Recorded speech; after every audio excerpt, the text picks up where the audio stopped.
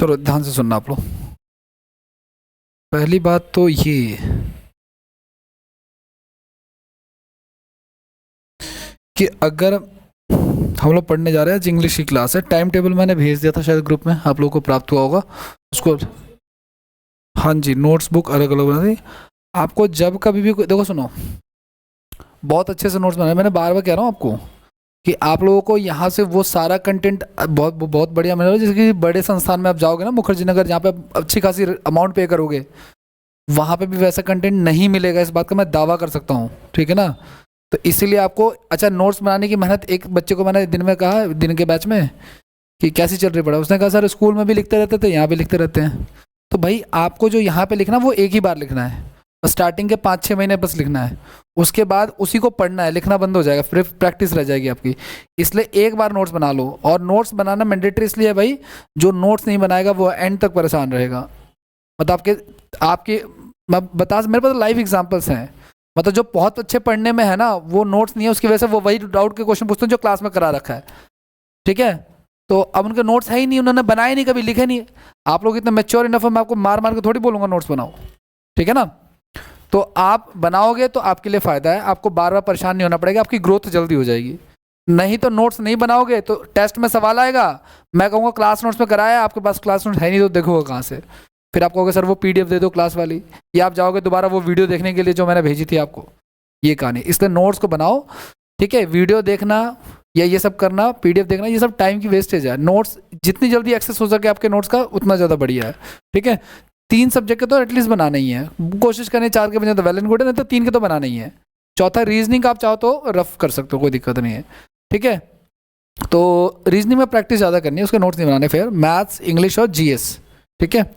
और चाहे जीएस में चाहे मैं कुछ भी पढ़ाऊँ, चाहे मैं साइंस एंड टेक पढ़ाऊँ, चाहे मैं इकोनॉमिक्स पढ़ाऊँ, चाहे मैं ज्योग्राफी पढ़ाऊँ, चाहे मैं हिस्ट्री पढ़ाऊँ, कुछ भी पढ़ाऊँगा वो मैं एंड तक पढ़ाऊँगा आपको। मतलब कि पूरा सब कुछ होगा, ऐसे नहीं कि लास्ट में इसकी 2 लाइन लिखवा दी, इसकी 4 लाइन, नहीं, जो जो ज़रूरी है एग्जाम ओरिएंटेड वो सब कुछ लिखवाऊंगा मैं आपको, ठीक है। ये चीज़ है। चलो आ जाओ, खैर कोई बात नहीं, नेक्स्ट की बात कर देंगे। आपको पता है कि इंग्लिश जो है ना, अगर आपको इंग्लिश पे कंट्रोल आपको करना है, ठीक है, करंट में अगर आपको इंग्लिश पे अपना कंट्रोल करना है, तो आपको 3 चीज़ों का ध्यान देना पड़ेगा आपको, ठीक है। अगर आपकी 3 चीज़ें अच्छी हैं ना कंपटीशन में, तो आपके इंग्लिश में जो है ना आपका सही हो जाएगा। 3 चीज़ें क्या क्या है? पहला है तो है गाइज ग्रामर। पहला क्या है? ग्रामर गाइज, ठीक है। कौन सा वाला ग्रामर सही है? कौन सा वाला ग्रामर सही है, बाकी लोग बताओ आपके हिसाब से परमजीत क्या सही है? ऊपर वाला सही लिखा है या नीचे वाला सही लिखा है? ऊपर वाला सही लिखा है भाई साहब, आप बताओ। नीचे वाला सही लिखा है? फर्स्ट वाला सही लिखा है? और फर्स्ट वाला कह रहे हो ना आप, ध्यान से सुनना। अब आप कहोगे सर पहला वर्ड नहीं लिखा है, पहले ही पूछना चालू कर दिया आपने, ठीक है। लेकिन फिर भी ये पूछना इसलिए जरूरी है क्योंकि to make you people realise, कि आपको पता चले कि हम इतने दिनों से जो इंग्लिश पढ़ते आ रहे हैं उसमें शायद हमने अपनी आंखें बंद कर रखी हैं। समझ पा रहे हो क्या? अगर हम डेली अवेयर रहेंगे, ठीक है ना, ऐसे बहुत सारे उदाहरण हैं, ठीक है ना। बेइज्जती के कई मौके आएंगे दोस्त, यही एक मौका पर्याप्त नहीं है। जिससे पूछूंगा वही जवाब देगा। 40 होता है ना, 40, कौन सा सही है? ऊपर वाला या नीचे वाला? ऊपर, ऊपर वाला भाई साहब।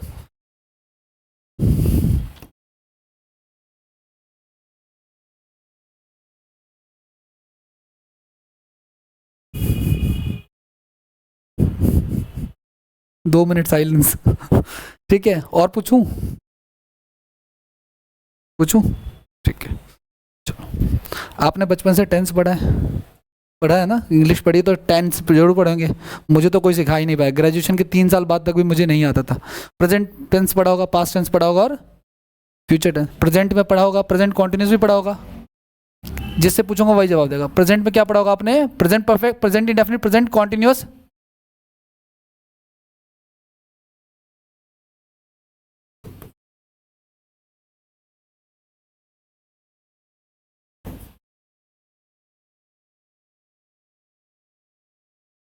कौन सा सही है? बीच वाला। आप बताओ सर। 1-2 दिन में नाम याद हो जाएंगे मुझे, डोंट वरी। बीच वाला सर जी, फर्स्ट वाला आप बताओ। बीच वाला लग रहा है, आप बताओ भाई साहब।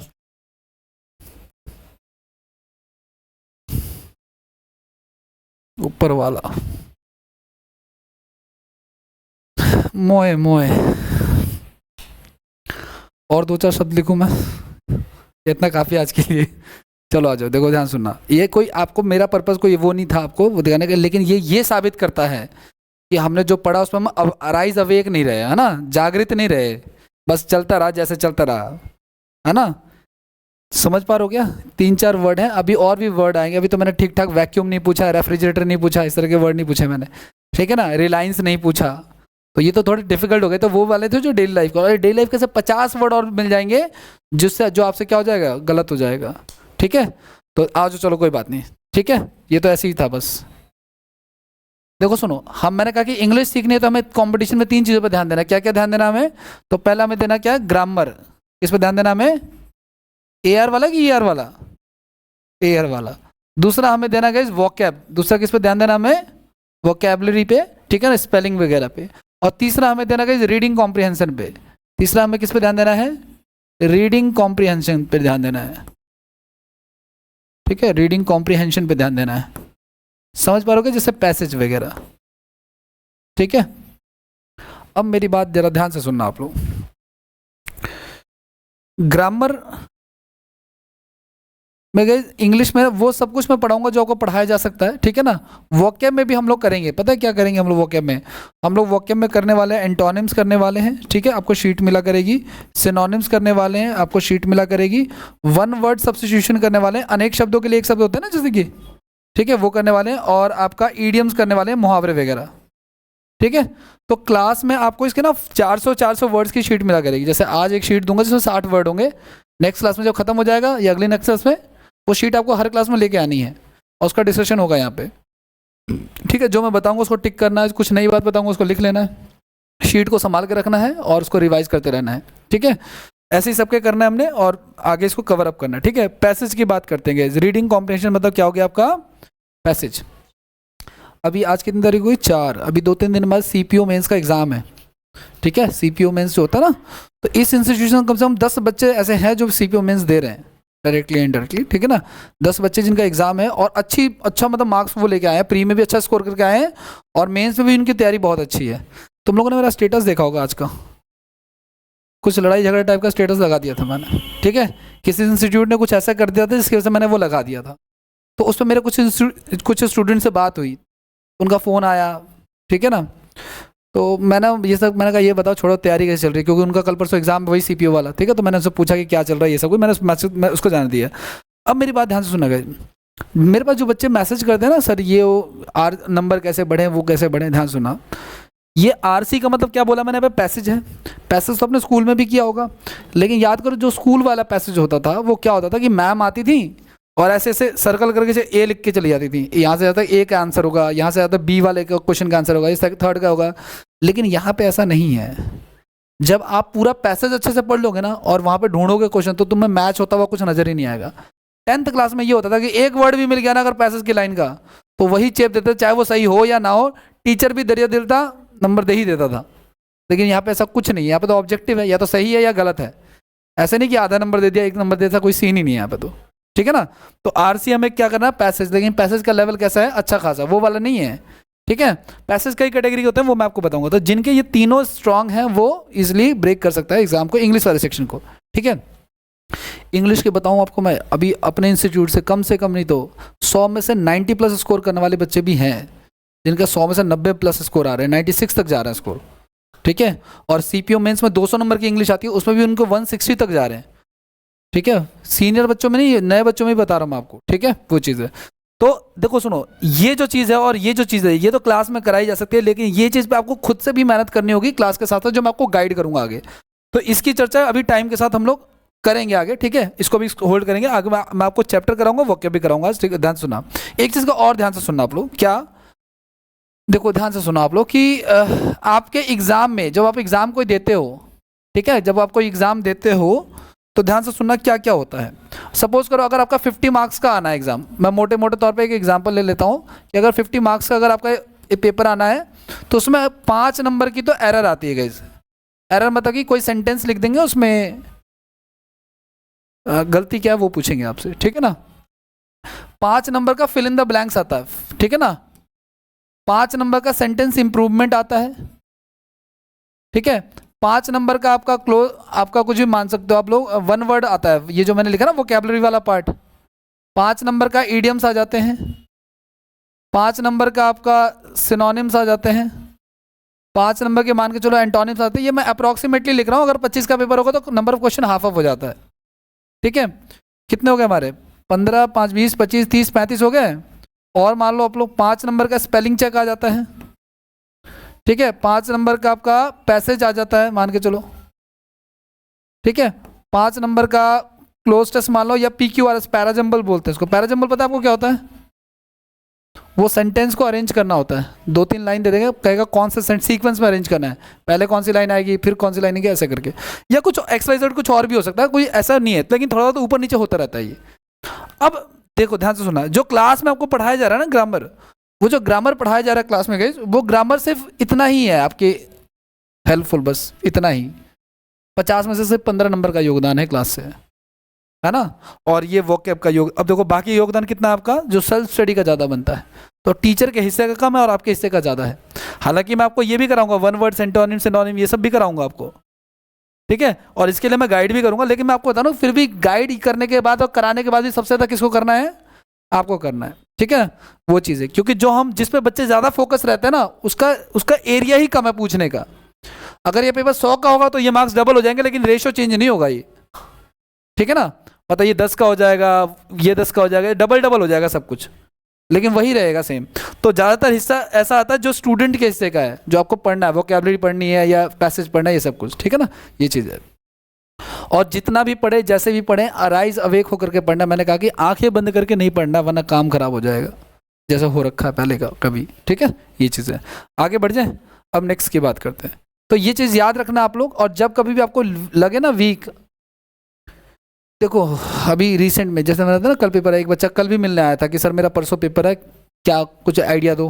मैंने कहा परसों पेपर है तो ऑल द बेस्ट ही बोल सकते हैं, और क्या बोल सकते हैं, 3 दिन में तो और कुछ खास हो भी नहीं सकता। अगर मैं कुछ कहता हूँ करने के लिए तो टाइम भी कहाँ बचा है, ठीक है। लेकिन वो शायद 2-4 दिन पहले आया था, तो मैंने उसको ये गाइड किया कि अगर जिस दिन आपका एग्जाम होता है ना, सब उसको 11 बजे का एग्जाम है, तो 11 बजे आप डेली घर पे मॉक टेस्ट लेके बैठ जाओ। आप अपने दिमाग को मैसेज देना, जैसे एग्जाम डेट, एग्जाम शेड्यूल पहले आ जाती है ना, तो 11 दिन पहले आप पहले से ही बैठ जाओ आप, या 20 दिन पहले, जब भी आपको पता चल जाए कि मेरा इस डेट को इस शिफ्ट में एग्जाम है, तो आप लाइब्रेरी में, घर पे 11 बजे अपने दिमाग को ट्रेन करना चालू करता कि 11 बजे मॉक टेस्ट आ जाएगा, 11 बजे करना है। और अपनी क्षमता को जैसे मान के चलो अगर आपका 1 घंटे का एग्जाम है, तो आप सिटिंग लगाओ कम से कम 2 घंटा, 2 मॉक देने की उस समय, ठीक है, ताकि माइंड की कैपेसिटी और डेवलप हो, ताकि एग्जाम में आप पूरा बैठ सको, ठीक है। वो सब कुछ टिप्स एंड ट्रिक्स दे दी, बस बात खत्म होगी, वो चला गया, ठीक है। वैसे भी वो बिगनर नहीं था, तो उसके लिए उतनी टेंशन नहीं थी, बिगनर के लिए थोड़ी सी ज़्यादा टेंशन रहती है। आगे बढ़ जाए, तो अब हमें क्या करना है, सबसे पहले ग्रामर के बारे में करना, और वोकैब भी करना है। मैं आपको वोकैब भी कराऊंगा भी थोड़ा थोड़ा, ठीक है ना। तो ग्रामर के बारे में करना है, और ग्रामर में गाइस लगभग 14-15 चैप्टर्स हैं, ठीक है, जो हमें करने होते हैं क्लास में, जो मैं आपको कराऊंगा, ठीक है। ये चीज़ है। एक चीज़ और ध्यान रखना, जो लोग बिगनर्स हैं, ठीक है, टेंशन मत लेना आप लोग, धीरे धीरे ही चीज़ें आएंगी। जब मुझ जैसा बंदा अगर इंग्लिश सीख सकता है, तो मुझे लगता है कोई भी सीख सकता है, ठीक है ना। और मेरे जैसा बंदा अगर मैथ सीख सकता है, तो मुझे लगता है कोई भी मैथ सीख सकता है, ठीक है ना। ऐसी कोई क्लास नहीं होगी जिसमें मेरी कंपार्टमेंट ना आती हो मैथ्स में, ठीक है। इंग्लिश तो मैंने सीखी कंपटीशन में आके रहे, वो भी ग्रेजुएशन के 3-4 साल बाद, जब मुझे लगा कि अब नहीं सीखूंगा तो सिलेक्शन नहीं होगा। समझ पा रहे हो शिव आप लोग, ठीक है। तो आज शुरू करते हैं हम लोग, नए चैप्टर का नाम लिख लो आप लोग, ठीक है। वैसे तो देखो किसी भी चैप्टर शुरू करते हैं, लेकिन मैं आपको टेक्निकली अभी किसी चैप्टर में ले नहीं जाना चाहता, इसलिए आप कंडीशनल का लिख लो, कंडीशनल से शुरू करा देता हूँ, ठीक है। सोचा तो कुछ और था वैसे, लेकिन कोई बात नहीं।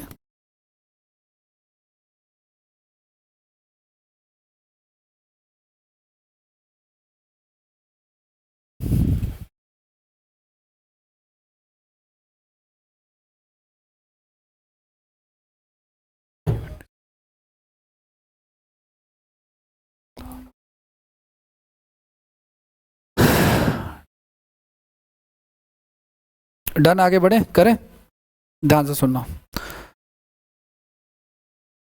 देखो सुनो, मैंने कहा क्या, वैसे तो इस चैप्टर की शुरुआत का स्टेटमेंट मेरा सेम ही है अभी भी, ठीक है। मैंने कहा क्या कि अगर मान के चलो 1 मिनट के लिए, बहुत पहले की बात है, एक बार क्या होता है कि इंडिया पाकिस्तान का आज भी मैच है शायद, किसका, सेमीफाइनल, ओहो, मैंने एक मीम देखा था, उसमें विद्या बालन के ऊपर लिखा हुआ था सेमीफाइनल, और मैं तगड़ा मीम बना रखा था।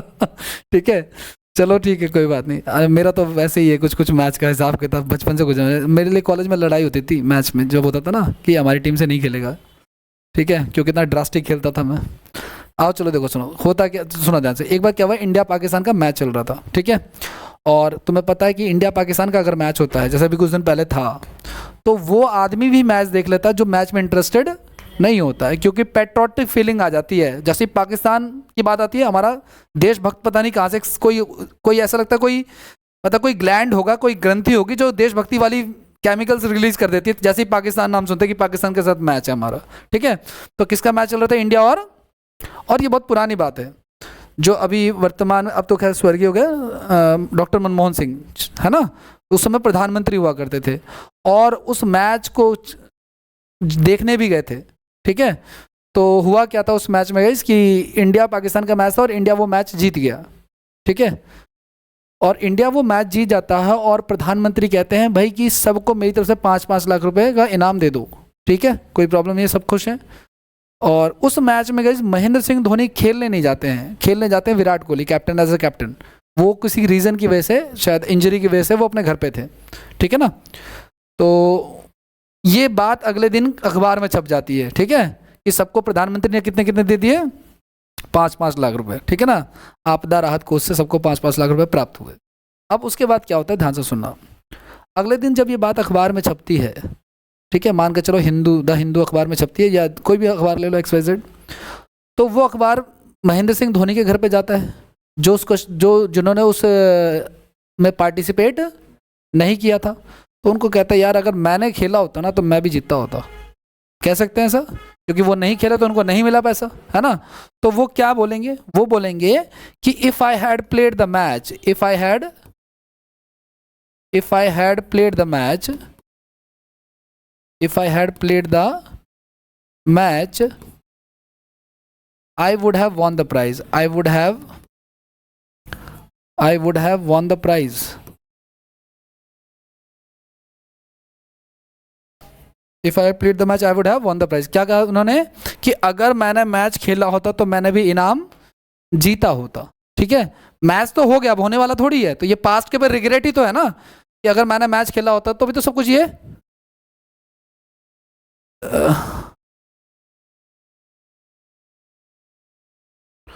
पास्ट के ऊपर रिग्रेट ही तो है ना, कि अगर कोई काम हो गया अब अगर आप नहीं कर पा रहे हो तो इसका मतलब क्या हो गया, आपका रिग्रेट हो गया वो तो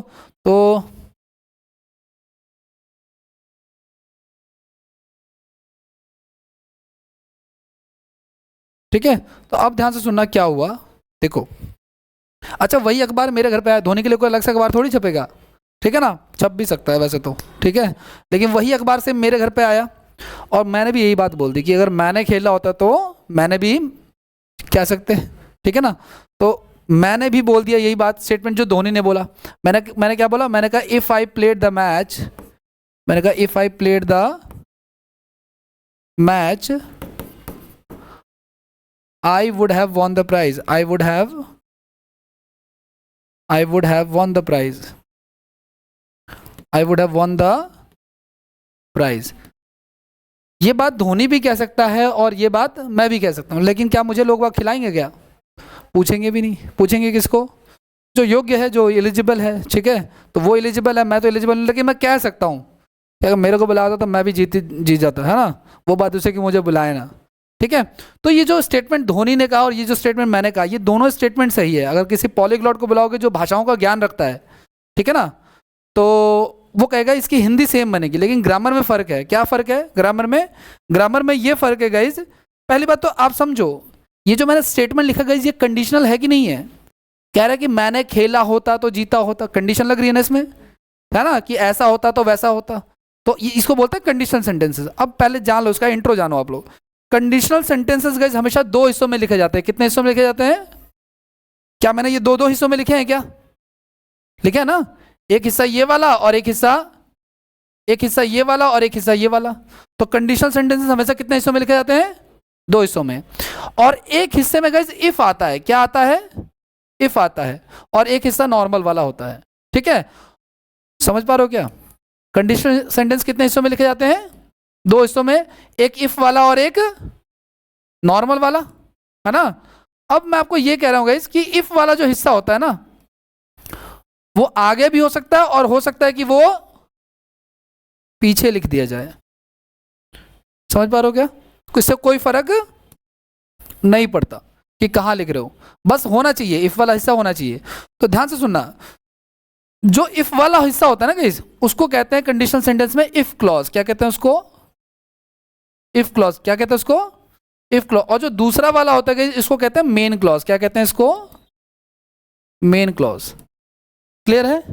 इफ क्लॉज और अब कोई आपसे चमकाने के लिए पूछ दे कि भाई कंडीशनल सेंटेंस का मेन क्लॉज गलत है, तो वो किसकी बात कर रहा है, इफ वाले की या दूसरे वाले की? दूसरे वाले की, क्योंकि इफ वाला तो इफ क्लॉज और दूसरा वाला क्या हमारा क्लॉज। का मतलब क्या होता है? सेंटेंस। क्लॉज का मतलब क्या होता है? किसी भी शब्द से आपको घबराना नहीं, कोई शब्द क्लियर नहीं है तो उसको ऐसे रख नहीं लेना, पूछना कि क्या है इसका मतलब, ठीक है ना। ठीक है, CLAUSE होता है क्लॉज, ठीक है ना। तो इफ क्लॉज या फिर मेन क्लॉज, ठीक है। तो कंडीशनल सेंटेंस कितने हिस्सों में होते हैं? दो हिस्सों में। तो इफ क्लॉज और क्या जरूरी है इफ क्लॉज हमेशा पहले होगा? नहीं, ऐसा भी तो धोनी बोल सकता था, I would have won the prize if I had played the match, तो भी कोई दिक्कत वाली बात नहीं थी। तो मैंने कहा आगे भी लिख लो, पीछे भी लिख लो, कहीं भी लिख लो, कोई फर्क नहीं पड़ता, ये एक दूसरे पर डिपेंडेंट है, कोई दिक्कत नहीं है। अब तो समझ गए कंडीशनल किसे कहते हैं? एक दूसरे पर डिपेंडेंसी है इनकी, एक दूसरे पर निर्भर है, और एक हिस्सा इफ क्लॉज है तो दूसरा हिस्सा मेन क्लॉज है। क्या है? क्लॉज है, ठीक है ना। और अब आगे देखो, चलो मैंने कहा कि ये कथन किसका था, ये स्टेटमेंट किसका था? जो धोनी का था। और दूसरा वाला स्टेटमेंट किसका है? मेरा है। धोनी क्या वो बात डिजर्व करता है क्या? हाँ, वो डिजर्व करता है, लोग उसको पूछेंगे, लोग उसको खिलाएंगे। मुझे खिलाएंगे क्या? नहीं खिलाएंगे।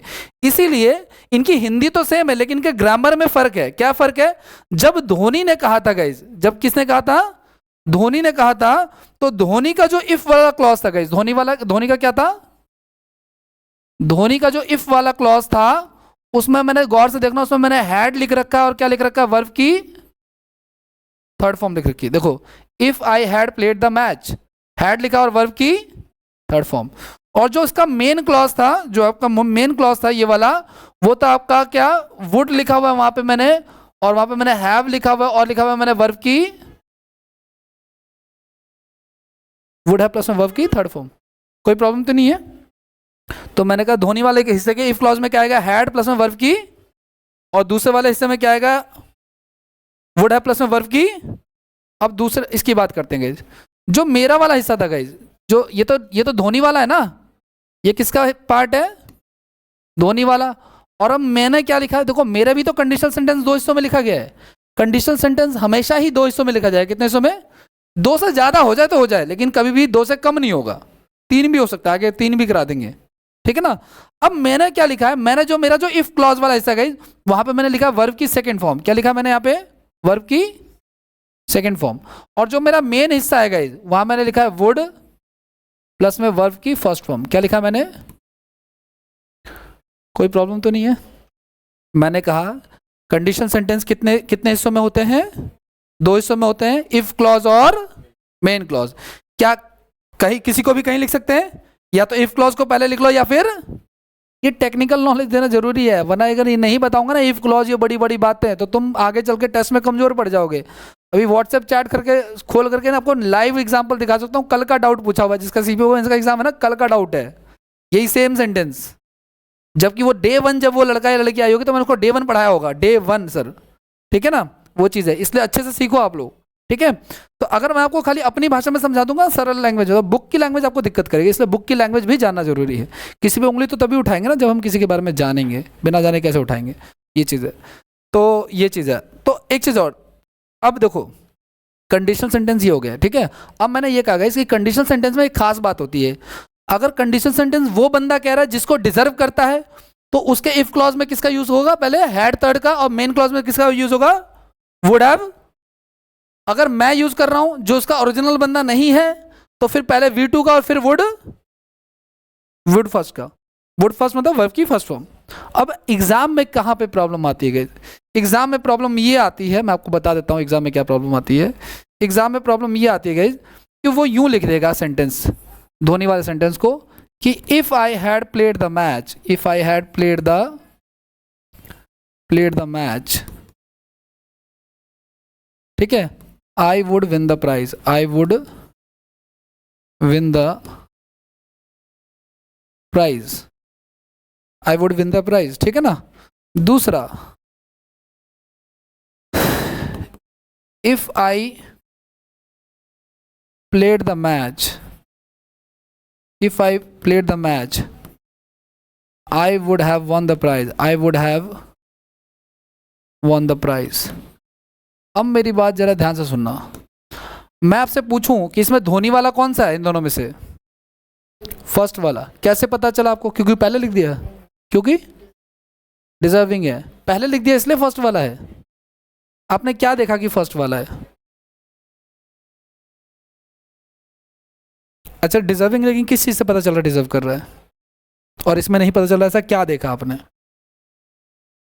हैड थर्ड से पता चला, क्योंकि देखो मैंने बताया था डिजर्विंग वाले के क्या आएगा जो ओरिजिनल वाला को उसमें, उससे पता चला हमें, ठीक है ना। तो ये डिजर्विंग। अच्छा देखो, मैं आपको ये बता रहा हूँ, एग्जाम में ये सेंटेंस आ जाए या ये सेंटेंस आ जाएगा, ये जो लिखा है ये दोनों ही सेंटेंस क्या है, सही है, कोई दिक्कत नहीं है। प्रॉब्लम पता है क्या होगी?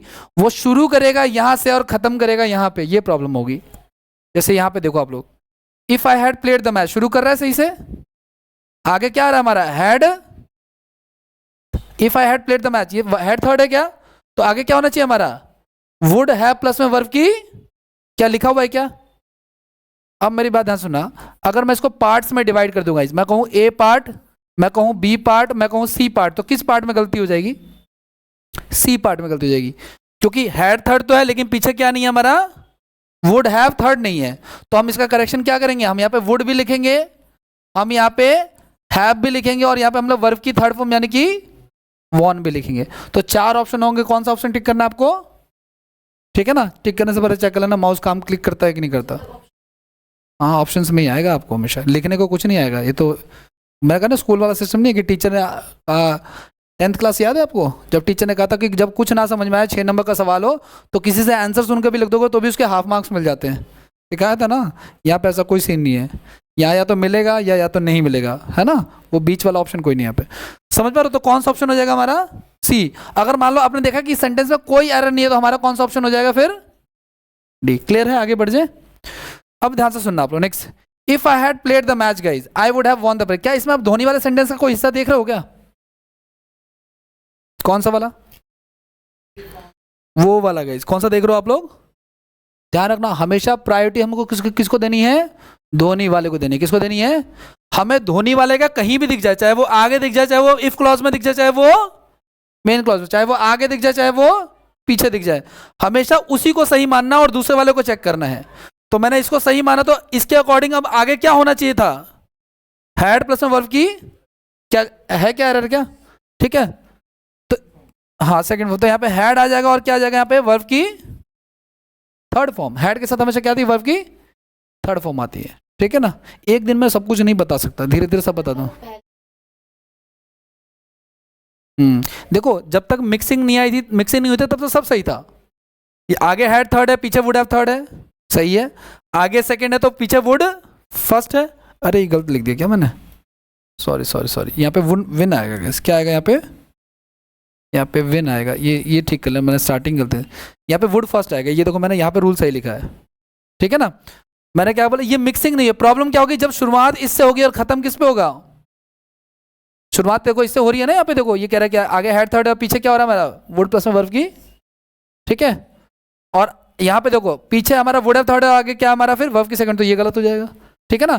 तो मैं आपको ये कहना चाह रहा हूँ बार बार कि अगर ये लिखा है तो भी कोई प्रॉब्लम नहीं, ये लिखा है तो भी कोई प्रॉब्लम नहीं, लेकिन अगर गलती से उन्होंने ये लिख दिया, क्या लिख दिया आप ध्यान से सुनना, अगर उन्होंने ये लिख दिया है कि आगे हैड थर्ड लिख दिया गाइस, आगे क्या लिख दिया है, हैड थर्ड लिख दिया है, और पीछे लिख दिया वुड प्लस में वर्ब की फर्स्ट फॉर्म, क्या लिख दिया उन्होंने, वुड प्लस में वर्ब की, तो तुम किस पार्ट को गलत मानोगे, ए पार्ट को कि बी पार्ट को? बी पार्ट को गलत मानेंगे, ठीक है। और हाँ, क्योंकि हमने देखा कि इन दोनों में से धोनी वाला हिस्सा कौन सा है, आगे वाला है, तो पीछे वाला क्या होना चाहिए था हमारा, करेक्शन भी कर देना साथ में, है ना, सेम होना चाहिए स्ट्रक्चर। और अगर मान के चलो दूसरा स्ट्रक्चर लिख दिया आपके सामने कैसे, दूसरा स्ट्रक्चर कैसा लिख दिया, मान के चलो सपोज कर आपके सामने यूं लिख दिया, आगे पीछे लिख दिया वुड हैव वर्ब की थर्ड फॉर्म, पीछे क्या लिख दिया, वुड हैव प्लस में वर्ब की थर्ड फॉर्म। तो आगे क्या आएगा, आगे आगे अगर मान लो V2 लिखा है तो गलत कौन सा हिस्सा होगा हमारा, फर्स्ट वाला गलत हो जाएगा। क्यों, क्योंकि पीछे वाला अब मैच हो रहा है। प्रायोरिटी हमेशा किसको देनी है आपको, समझ पा रहे हो क्या, ठीक है, धीरे धीरे अभी और समझ में आया। तो आगे प्रायोरिटी ठीक करोगे तो क्या हो जाएगा यहाँ पे, हैड प्लस में वर्ब की, क्लियर है, समझ गए आप लोग, ओके समझ गए तो बड़ी अच्छी बात है यार, ये तो इससे अच्छी तो कोई बात ही नहीं हो सकती। चलो आ जाओ। तो कंडीशनल सेंटेंस मैंने आपको बता दिया क्या होते हैं, हमेशा दो हिस्सों में लिखे जाते हैं, एक होता है हमारा आगे वाला हिस्सा, एक होता है पीछे वाला हिस्सा। टेक्निकल भाषा में कहें तो क्या कहेंगे इसको, इफ क्लॉज और मेन क्लॉज। ऐसा कोई जरूरी तो नहीं कि इफ क्लॉज कहाँ पे लिखा जाए, मेन क्लॉज कहाँ पे लिखा जाए, ये आगे पीछे भी हो सकते हैं। अभी थोड़ी देर में सब हो जाएगा, मैं एक ही बार में, मैंने कहा ना एक ही बार में सारी बातें नहीं बता सकता, अभी दिक्कत हो जाएगी वरना खिचड़ी पक जाएगी, ठीक है ना, ये चीज़ है। आगे की बात करें, नेक्स्ट देखो आप लोग और क्या कह रहे हैं, क्या नाम है उस लड़की का, डाउट पूछा था, doubt doubt doubt doubt doubt,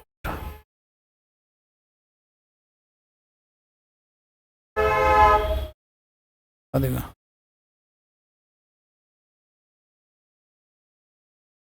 चलो ठीक है। अभी इसने ये थोड़ा सा है इसी चैप्टर का डाउट पूछा, लेकिन थोड़ा अलग है, मैं आपको अभी पढ़ा दूंगा, डोंट वरी। चलो जो नेक्स्ट की तरफ चलते हैं guys.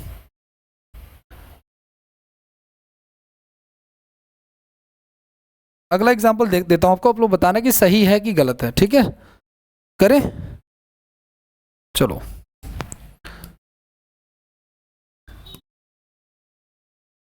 If I had taken medicine, if I had taken, if I had taken medicine, I would get well. I would get well. ठीक है, A part, B part, C part या D part, no error. हाँ जी, किस part में error होगा बताओ, क्या लग रहा है,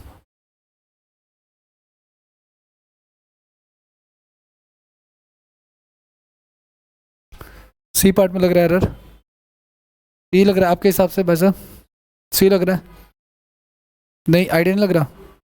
चलो देखो सुनो, मुझे ये बताओ, इसको भूल जाओ, ये जो लकीरें हैं ना, ये सरहद पंछी हवा के झोंके ना, ये बताओ मुझे आप लोग, धोनी वाला क्या कंडीशन सेंटेंस है ये, कोई दो हिस्सों में लिखा गया है, एक कौन सा वाला क्लॉज, इफ क्लॉज, और दूसरा वाला, अभी तक तो सब ठीक ही चल रहा है। इफ क्लॉज में मैंने कहा था कि अगर धोनी वाला हिस्सा आ जाए, अब देखो धोनी वाला हिस्सा चेक करना है, या तो आगे हैड थर्ड दिख जाए या पीछे वुड हैव, क्या दिख रहा है हमें, आगे हेड थर्ड दिख रहा है ना, तो अगर आगे हेड थर्ड दिख रहा है तो उसके हिसाब से पीछे क्या होना चाहिए, वुड हैव थर्ड होना चाहिए था। तो ठीक है, अब इनको वापस भेज दो भाई, आपका काम खत्म,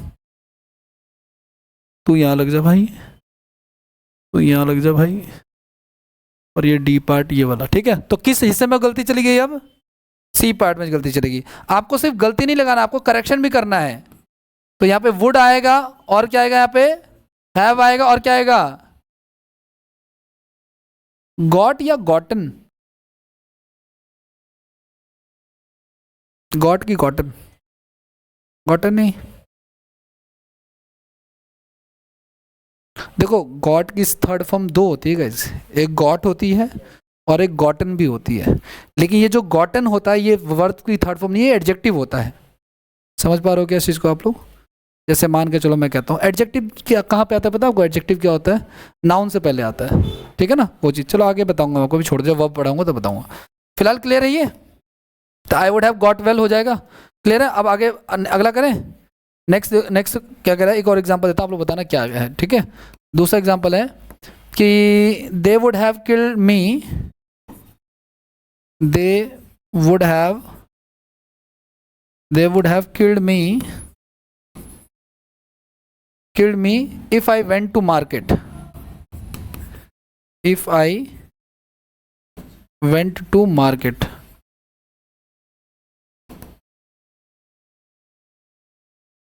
रुक जाओ सब्र करो, ठीक है।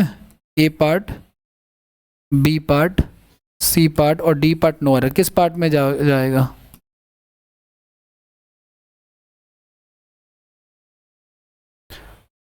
हाँ बताओ किस पार्ट में एरर है? बी में एरर है।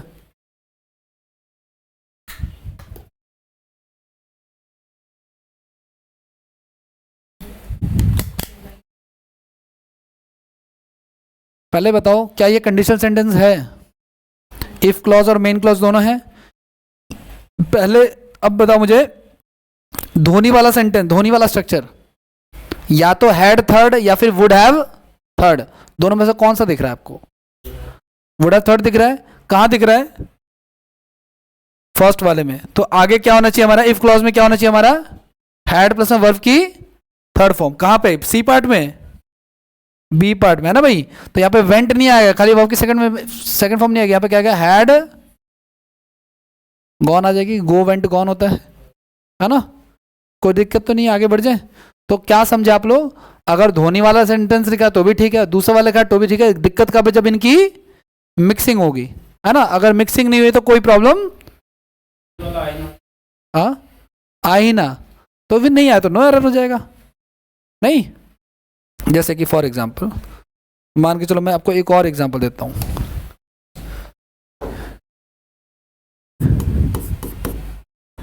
इफ आई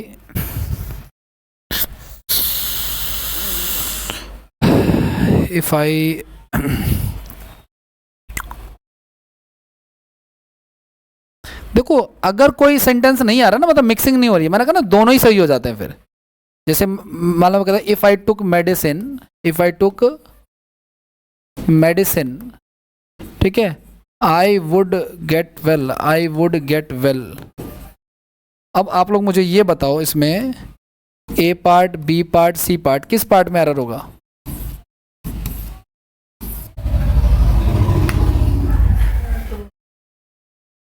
हाँ दोनों में, किस में लग रहा है? इफ आई टुक मेडिसिन आई, पहले मुझे बताओ कंडीशनल सेंटेंस है? इफ क्लॉज है? नहीं है। ये इफ लगा तो इफ क्लॉज ही तो है। और दूसरा वाला हमारा क्या हो जाएगा फिर?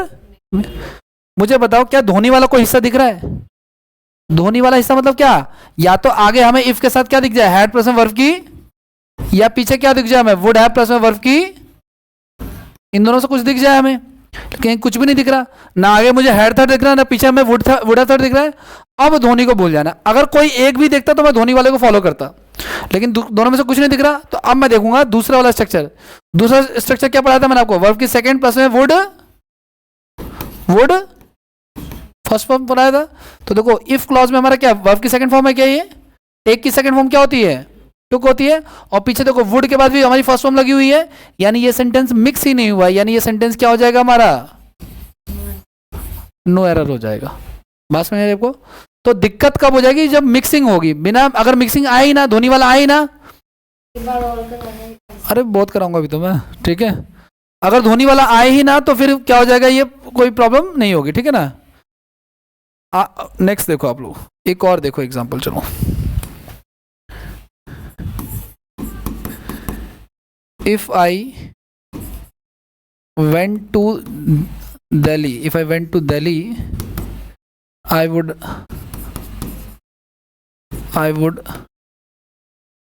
would have got infected.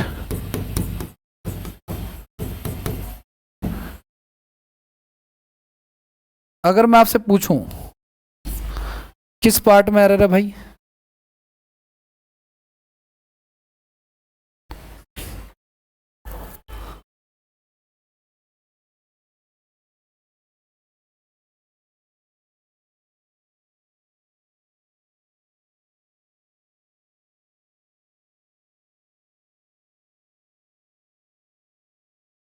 बोलो बोलो बोलो बोलो। क्या धोनी वाला हिस्सा कोई दिख रहा है? धोनी वाले हिस्से में आगे क्या होना चाहिए? हैड थर्ड, और पीछे क्या होना चाहिए? ठीक है, इसमें से कुछ दिख रहा है क्या? कुछ भी नहीं दिख रहा। ना आगे हैड थर्ड दिख रहा, ना पीछे वुड हैव थर्ड दिख रहा है। नहीं दिख रहा? दिख तो रहा है यार, यहाँ नहीं दिख रहा तो एग्जाम में कैसे दिखेगा? ठीक है, पीछे देखो दिख रहा है ना, वुड हैव थर्ड है तो भाई मेरे, ये वुड भी है, हैव भी और वर्ब की। तो फिर पीछे वाला अगर धोनी से मैच हो गया, तो एक बार जब मैच हो गया तो फिर आगे क्या होना चाहिए? फिर हैड थर्ड। क्या हैड दिख रहा है? क्या वर्ब की थर्ड फॉर्म दिख रही है? तो हम यहाँ पे क्या करेंगे, इफ आई हैड, अगर मैं दिल्ली गया होता तो मैं इन्फेक्टेड हो गया होता। ठीक है ना, कोई दिक्कत तो नहीं है, आगे बढ़ जाए। वेरी गुड, चलो नेक्स्ट की बात करते हैं।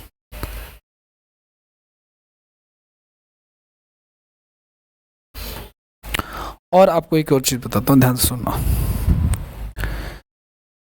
देखो आपने पढ़ा होगा गाइस, जैसे आपको पता है गो की सेकंड फॉर्म क्या होती है? वेंट होती है। और थर्ड फॉर्म क्या होती है? ये प्रेजेंट होता है, ये पास्ट होता है और ये फ्यूचर होता है। फ्यूचर होता है। ये क्या होता है हमारा? प्रेजेंट। ये होता है हमारा, और ये क्या होता है हमारा? फ्यूचर नहीं होता। मतलब फ्यूचर मतलब वर्ब की फर्स्ट फॉर्म आती है। आई विल प्ले, विल के बाद क्या आता है? वर्ब की फर्स्ट फॉर्म आती है ना, प्ले या गो, या गोन बोलता है, I will gone to market, I will go to market बोलता है ना। ये फ्यूचर थोड़ी है, ये आपको किसने बताया फ्यूचर है? ये बस हमने रट लिया फ्यूचर है। ये क्या हमारा? ये है परफेक्ट, वर्ब की थर्ड फॉर्म। फ्यूचर में तो वर्ब की फर्स्ट फॉर्म ही आती है, पास्ट में वर्ब की सेकंड फॉर्म आती है। ठीक है, इसके बाद इसके V4 V5 भी होते हैं। तो नॉर्मली फिलहाल 3 ही रखते हैं, गो, वेंट और गॉन। अच्छा गाइस, आपसे कोई पूछे, जैसे ये आपसे कोई पूछे कि इज की सेकंड फॉर्म क्या होती है? वॉज होती है। क्या होती है? और थर्ड फॉर्म होती है इसकी बीन। क्या होती है थर्ड फॉर्म? बीन। उसी तरीके से कोई सबसे पूछे एम की सेकंड फॉर्म क्या होती है, तो कहते हैं ना वॉज होती है, थर्ड फॉर्म क्या होती है? बीन। आपसे कोई पूछे आर की सेकंड फॉर्म क्या होती है, आप कहते हैं ना वर होती है। क्या होती है? और थर्ड फॉर्म होती है बीन। ठीक है। आपसे कोई पूछे हैज की सेकंड फॉर्म क्या होती है, आप कहते हैं ना हैड होती है, और थर्ड फॉर्म क्या होती है? हैड। हैड।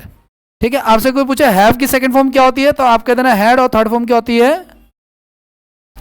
समझ में आ रही बात आपको? तो जैसे इनकी फॉर्म है, इनकी भी फॉर्म होती है। ठीक है। एक्चुअली क्या पता है आपको, आज से कई साल पहले ना, जब ये सब इजमार नहीं हुआ करते थे, तो बी एक वर्ड यूज करते थे गाइस, बी का। किसका यूज करते थे? इसलिए इन वर्ब्स को guys be form of verbs भी कहते हैं। क्या कहते हैं? इसलिए इनका V3 देखोगे ना, बीन बीन बीन आ रहा है। ठीक है, आगे इनके बारे में आप पढ़ेंगे। फिलहाल एक बात बतानी थी, वो मैं आपको बता रहा हूं, क्या ध्यान से सुनना।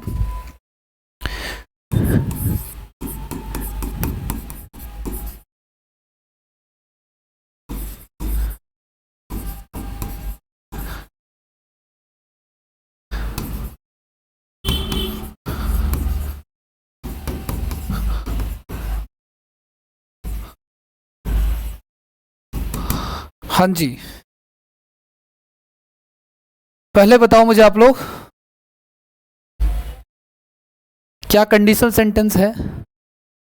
नहीं, क्या कंडीशनल सेंटेंस है आपके हिसाब से? क्या एरर है? चलो ये बताओ, छोड़ो हटाओ, कंडीशनल सेंटेंस छोड़ो, बहुत बता दिया। आप लोग बताओ आपके हिसाब से, आपके हिसाब से क्या एरर है? अगर मैं इसको पार्ट्स में डिवाइड कर दूं गाइस, ए पार्ट, बी पार्ट, या आपको लग रहा है राहुल गांधी में ही दिक्कत है? राहुल गांधी में किसी के नाम में क्या दिक्कत हो सकती है? ठीक लिखा है वो। तुम्हारे सबसे नाम गलत रखा है क्या? राहुल गांधी में क्या दिक्कत है? ये तो तुमने बहुत ही बी पार्ट में, राहुल गांधी को एक अलग अलग पार्ट में रखा है मैंने। ठीक है। कल ना अवध दूजा का नाम सुना आप लोगों ने? अवध दूजा जो फेमस है बड़े, कल वो चुनाव हार गए थे आम आदमी पार्टी से।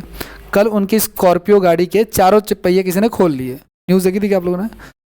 तो उस पर उन्होंने सरकार को खूब तंज कसा, और कसना बनता भी है क्योंकि वो विपक्षी पार्टी के हैं, तो कसेंगे ही कसेंगे। तो मैंने नीचे कमेंट में किया, क्योंकि कमेंट इंटरेस्टिंग होते हैं। तो उन्होंने कहा कि राजा वो होता है जिसके स्कॉर्पियो के चारों पहिए खुल जाए तो भी वो मुस्कुराए। ठीक है, इस तरह के जैसे वो कमेंट करते थे, वैसा कमेंट किसी ने उनके सेम डायलॉग डिलीवरी में कमेंट कर रखा था। इसका बताओ आप लोग फिलहाल क्या होगा? किस पार्ट में एरर लग रहा है बताओ? आई वुड हैव होगा आपके हिसाब से? A part, B part, C part? B लग रहा है? बी आपको भी लग रहा है? मुझे बताओ, A part, B part, C part, एक ही ऑप्शन है, या तो यहाँ ठीक कर लो या वहाँ ठीक कर लो। आपके हिसाब से भाई साहब तुक्का लगा सकते हो, कोई दिक्कत वाली बात नहीं है। यहाँ ये विकल्प है बी पार्ट, आपके हिसाब से बी पार्ट? ठीक है, एक ही एरर बताना है।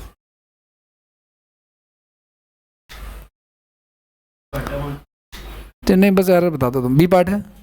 करें इसको ट्राई? चलो आ जाओ करते हैं। पहले मुझे बताओ लो, धोनी वाले सेंटेंस का कौन सा हिस्सा आप लोग देख रहे हो? हैड थर्ड या वुड हैव थर्ड? बोलो, हैड थर्ड देख रहे हो या वुड हैव थर्ड देख रहे हो? सब वहां तीनों सेम रहता है।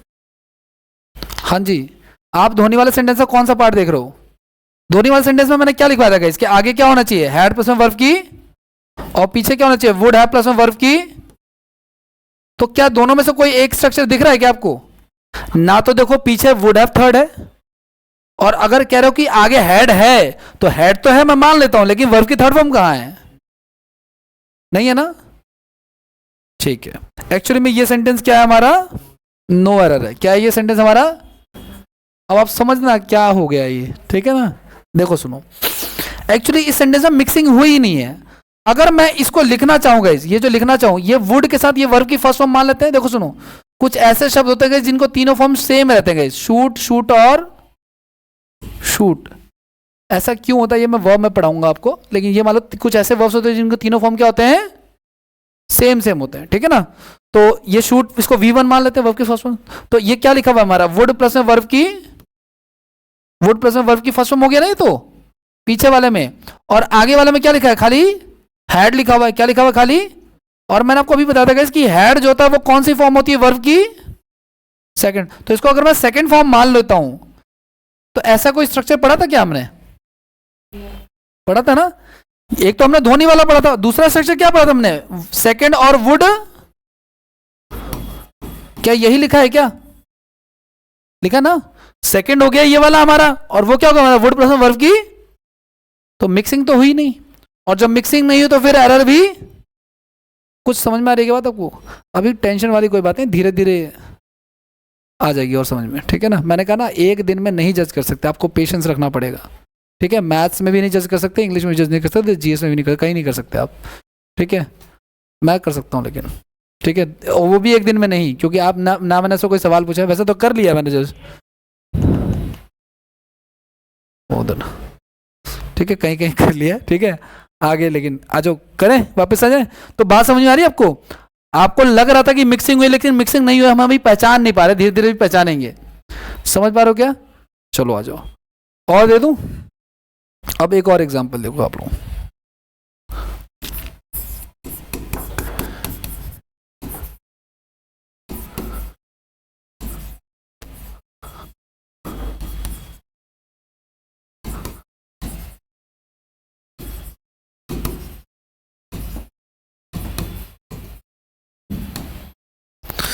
If I had two houses,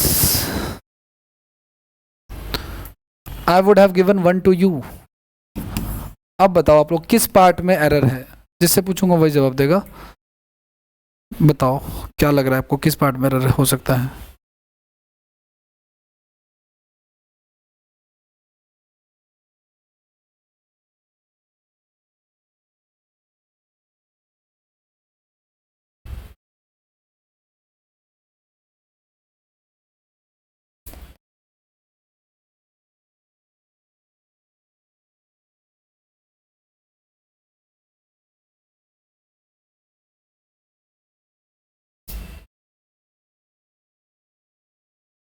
structure याद करो आप लोग।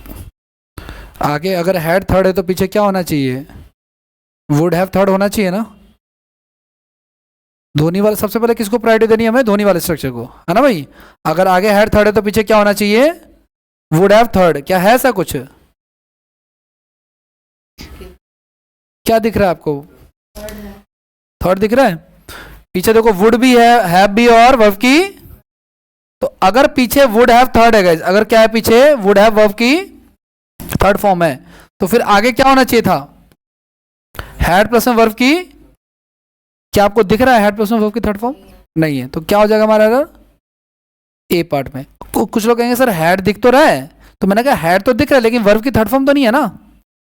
ये टू तो हमारा नंबर होता है, वर्ब थोड़ी होता है। तो यहाँ पे क्या हो जाएगा हमारा? ए पार्ट गलत हो जाएगा, ठीक है? क्योंकि यहाँ पे हैड है लेकिन वर्ब की थर्ड फॉर्म नहीं है। अब एक बात बताओ मुझे, अगर मेरे पास, मैं कहता हूँ कि मेरे पास, अगर मेरे पास एक पेन था, मेरे पास क्या था? एक पेन था। अच्छा मेरे पास एक पेन है, तो मैं क्या बोलूंगा? I have a. लेकिन अगर मेरे पास एक पेन था तो मैं क्या बोलूंगा? I had a pen. तो था के सेंस में कुछ ही, होने के सेंस में हम लोग हैड लगाते हैं। तो यहाँ पे क्या चीज थी उसके पास, 2 हाउसेस घर थे ना, तो यहाँ पे एक बार हेड नहीं आएगा, यहाँ पे क्या आएगा आपका 2 बार हेड आएगा। इफ आई हैड 2 हाउसेस, यानी कभी भी अगर मेन वर्ब ना हो तो हम लोग क्या लगा सकते हैं, 2 बार हेड, उसमें से एक तो हमारा नॉर्मल हेड है और एक हमारा क्या वर्ब की, आपको बताएगा ना अभी कि हेड की वर्ब की थर्ड फॉर्म क्या होती है, हेड ही होती है ना। क्लियर है।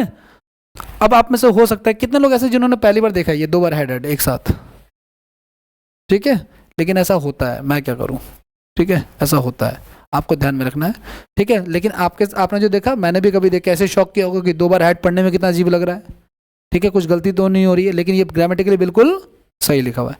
समझ पा रहे हो क्या इस चीज़ को आप लोग, ये चीज़ है। आगे बढ़ जाए। अब आप लोग बताना, कुछ एग्जाम्पल पूछ रहा हूँ, इसका जवाब दो। If I had a gun,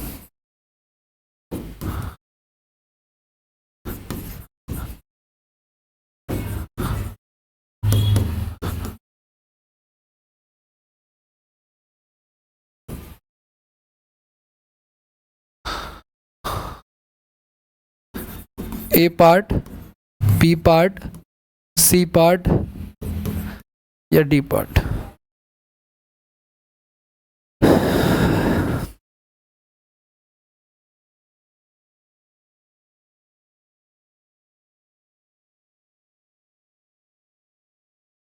हाँ जी, किस पार्ट में आ रहा है, क्या लग रहा है, स्ट्रक्चर याद करो।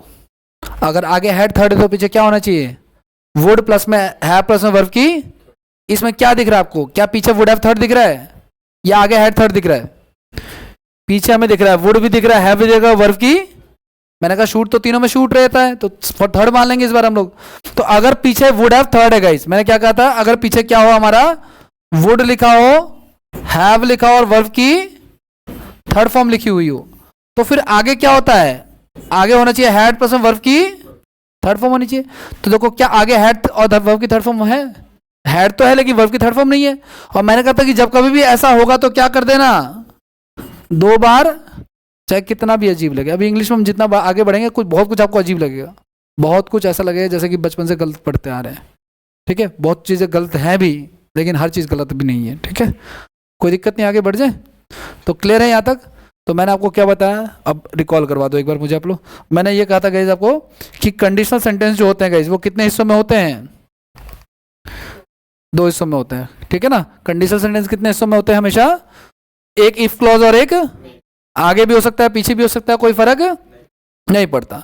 अब देखो हमेशा हमें प्रायोरिटी 2 सेंटेंस, अच्छा इसका लिखने का एक तरीका होता है, एक बात को एक ओरिजिनल डूअर कहे जो उसको डिजर्व करता है और एक दूसरा बंदा कहे, हमेशा प्रायोरिटी किसको देनी है, डिजर्व करता है, जो ओरिजिनल वाला उसी को प्रायोरिटी देनी है। अगर हमें सेंटेंस में उसका कोई भी हिस्सा दिख जाता है, या आगे वाला या फिर या इफ क्लॉज वाला, या फिर हम उसी के हिसाब से दूसरे वाले को करेक्ट करेंगे।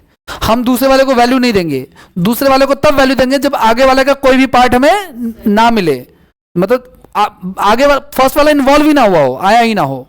बात समझ आ रही है आपको। तो ये चीज है। और एरर एग्जाम में कब होगा, जब मिक्सिंग होना चाहिए। देखो इसके साथ ये आता है, इसके साथ ये आता है। प्रॉब्लम कब होगी, जब इसके साथ क्या आना शुरू हो जाए, वुड फर्स्ट काट देंगे, है ना। इसके साथ क्या आना शुरू हो जाए, वुड हैव थर्ड, तो काट देंगे। काटेंगे हमेशा सेकंड वाले को ही, फर्स्ट वाले को कभी नहीं काटेंगे। क्लियर है। अब इसका मैंने आपको इतने सारे एग्जांपल दिए। अब एक एग्जांपल मैंने आपको ये दिया, ये सब तो सिखा दिया मैंने आपको, फिर हम लोग आगे बढ़े। फिर मैंने आपको ये कहा था गाइस कि क्या, मैंने ये कहा था कि अगर आपको कभी मेन वर्ब की कमी नजर आए, क्या नजर आए आपको, तो आप 2 बार हेड का भी यूज कर सकते हो, लेकिन रूल वही वाला चलेगा। क्या, जैसे धोनी वाला सेंटेंस का हिस्सा है नहीं, डिजर्विंग वाला है, इससे पता चल गया कि डिजर्विंग वाले का हिस्सा है। या तो आपको हेड थर्ड से पता चलेगा या इससे पता चलेगा। अगर इससे पता चल गया तो आगे क्या होना चाहिए, फिर हेड थर्ड होना चाहिए। लेकिन जब मेन वर्ब कोई मिसिंग हो और कोई चीज रखने के सेंस में हो, देखो यहां पे कह रहे हैं ना, अगर मेरे पास 2 घर होते तो रखने के सेंस में हम लोग क्या करेंगे, 2 बार हेड का यूज करेंगे, है ना। यहाँ पे भी देखो क्या कर रहा है, अगर मेरे पास बंदूक होती तो यहाँ पे भी यूज करते, लेकिन ये सेंटेंस हमारा सही था एक्चुअली, ठीक है। यहाँ पे देखो ये वाला, अगर मेरे पास बंदूक होती, अगर मेरे पास घर होता, तो जब कभी भी रखने का सेंस आएगा तब 2 बार हेड लगेगा, या तब 2 बार हेड लगेगा जब मेन वर्ब नहीं होगी, तो हम 2 बार हेड का यूज कर सकते हैं। ये कोई भी ऑकवर्ड नहीं है, ग्रामेटिकली बिल्कुल सही है, ठीक है। आज के लिए इतना ही है इसमें फिलहाल। अब वोकैबुलरी करते हैं हम लोग, ठीक है ना। और थोड़ा बहुत वॉकअप के बारे में मैं आपको बताता हूँ। ये अब नेक्स्ट क्लास में इसी को फर्दर कंटिन्यू करेंगे। ये भेज दूंगा, उसके अच्छे से नोट्स बना लेना आप लोग, ठीक है ना, सिस्टमेटिक वे में। ये लेक्चर भी भेज दूंगा, अगर आपको दोबारा देखना तो आप दोबारा देख सकते हो।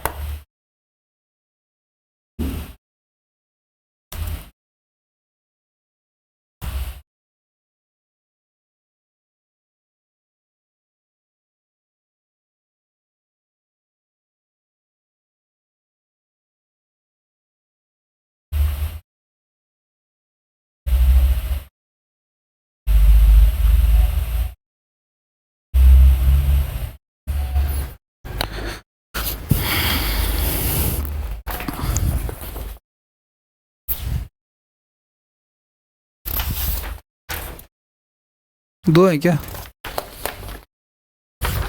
एक ही शीट है ना?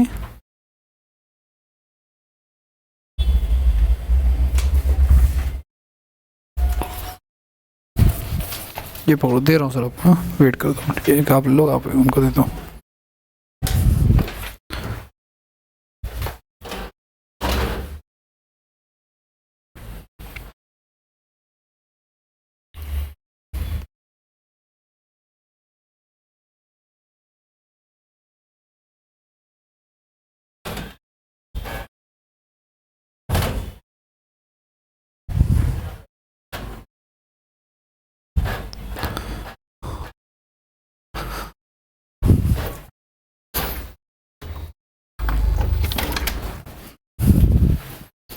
ये जो शीट आपको मिल रही है, इसमें जैसे सपोज करो आज अगर हमने 10 वर्ड किए सपोज करो, है ना भाई, अगली क्लास में आपको लेके आनी है, घर पे नहीं छोड़ना, और उसको प्रॉपर तरीके से मेंटेन करके रखना है आपको, हाँ ना, स्टेपल कर लो या उसको फोल्डर में रख लो, उसको रिवाइज करना है, ठीक है। दिवाली तक बहुत सारे इकट्ठे हो जाएंगे, फाल से बढ़िया मिल जाते हैं इनके, ठीक है। नेक्स्ट देखो आप लोग ध्यान से सुनना,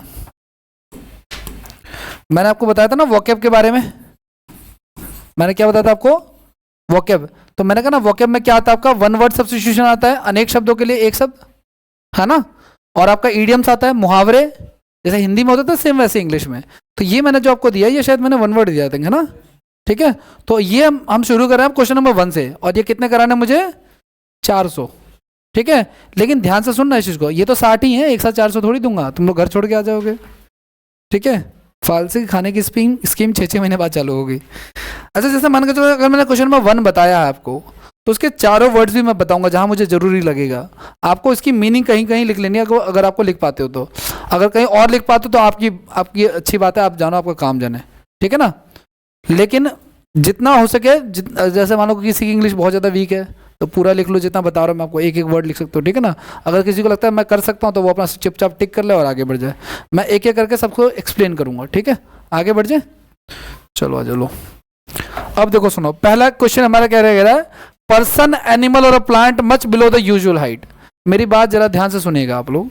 मेरे नोन में ना एक फैमिली रहती थी गाइस, मेरे नोन में क्या रहती थी, एक फैमिली रहती थी, और उस फैमिली में ना जितने भी लोग थे उन सब की हाइट, आपको पता है डिजीजेस जेनेटिकली होती हैं, है ना, कुछ ऐसी भी तो बीमारियां होती हैं जो अनुवांशिक रूप से होती हैं, गंजापन, बाल्डनेस भी अनुवांशिक होता है, मैं तो एडवर्टीजमेंट में देखा था, ठीक है ना, तब से मुझे टेंशन हो गई है, ठीक है। खैर कोई बात नहीं। तो हाइट का होना, बॉडी का पोस्चर का होना, ये सब हमें पेरेंट से मिलता है ना। एक हमारे ये जो यहाँ पे हमारा शरीर किससे बना हुआ है, सेल से बना हुआ, किससे बना हुआ है, कोशिकाओं से मिलकर बना हुआ। कोशिका के अंदर गाइस एक न्यूक्लियस होता है, क्या होता है, वो हमें ऐसे नहीं दिखेगा, वो होता है बस, ठीक है, वो माइक्रोस्कोप से दिखेगा, जिसमें कभी 9th क्लास में टीचर ने तुम्हें प्याज की झिल्ली से दिखाया होगा, उसी से दिखेगा वो, ठीक है ना।